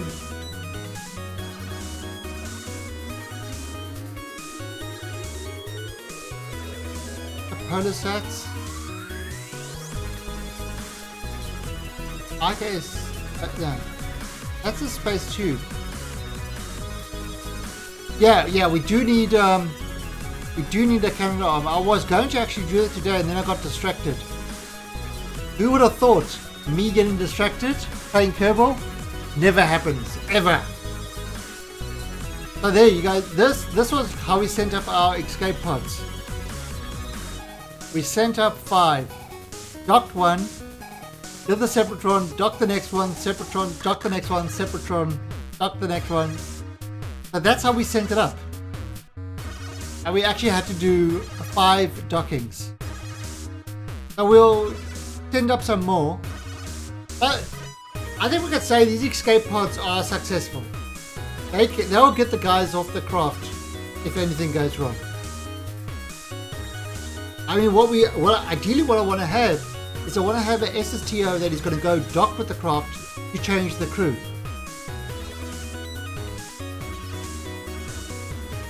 Likes that one RCS character thing.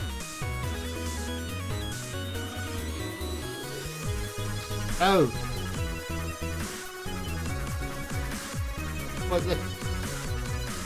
What RCS character thing? I have no idea what you're talking about. Yeah, so anyway, it's so see these docking pods, I can just send them up, no problem. Let me actually, I mean, it is 5 o'clock, so it is time for my stream to end. But what I'm going to, for those who like sort of didn't watch when I started this,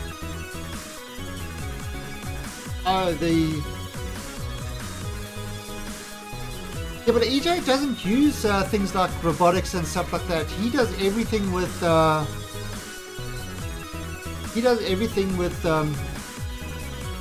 stock, doesn't he? Okay, see, it's our space station. They actually call the IKS IMAX. Right, so if we look at our solar sets, right, so this is what our solar set is doing. It's going to go down here. And when it comes back, it's going to release the satellite. Then it's going to carry on going down, release another satellite, and release it. And it's going to do that to try put satellites in orbit there. The Duna one. Welcome to the Alien Army. Anton Muggle, thank you for the follow. Welcome to the Alien Army. The Duna one is going to go up here, release a sat that's going to then go in the Duna kind of orbit. Oh, right. Yeah, no, I don't know how he gets half those things working. But let me actually show you what the Duna solar set and the other one actually looks like. Because there's not one satellite, it's in fact, fly up there. It is in fact 4 satellites. Oh!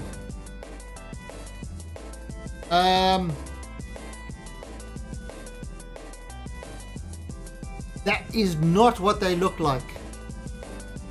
That is definitely not what they look like. Somewhere along the line, something weird has happened. Let's try these ones. They look the same.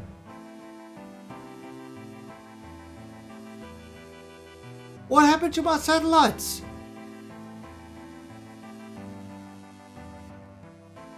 What the? That's not right. What's happened to my satellites?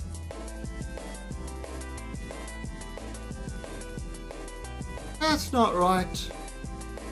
Let me show you what they're supposed to look like. That's happened to me before. Yeah. Shut down the game, started the game, and usually it fixes that because it has to rebuild them. But let me show you over here what they actually are supposed to look like.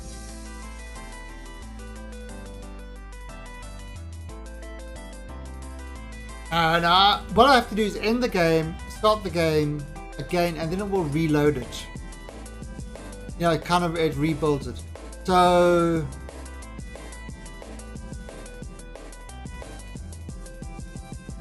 what did I call it? Comset. And not Comset. Yeah, concept. Yeah, it was a variation of these. It was actually a variation of these. I can't remember.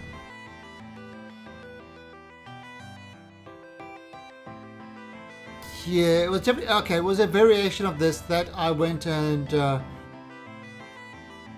But this is what they look like. So delete the fairing. So this is what the craft is supposed to look like. The top part of the craft. So what happens is it gets to the position. Then you've got this guy goes like this. And then it launches a satellite.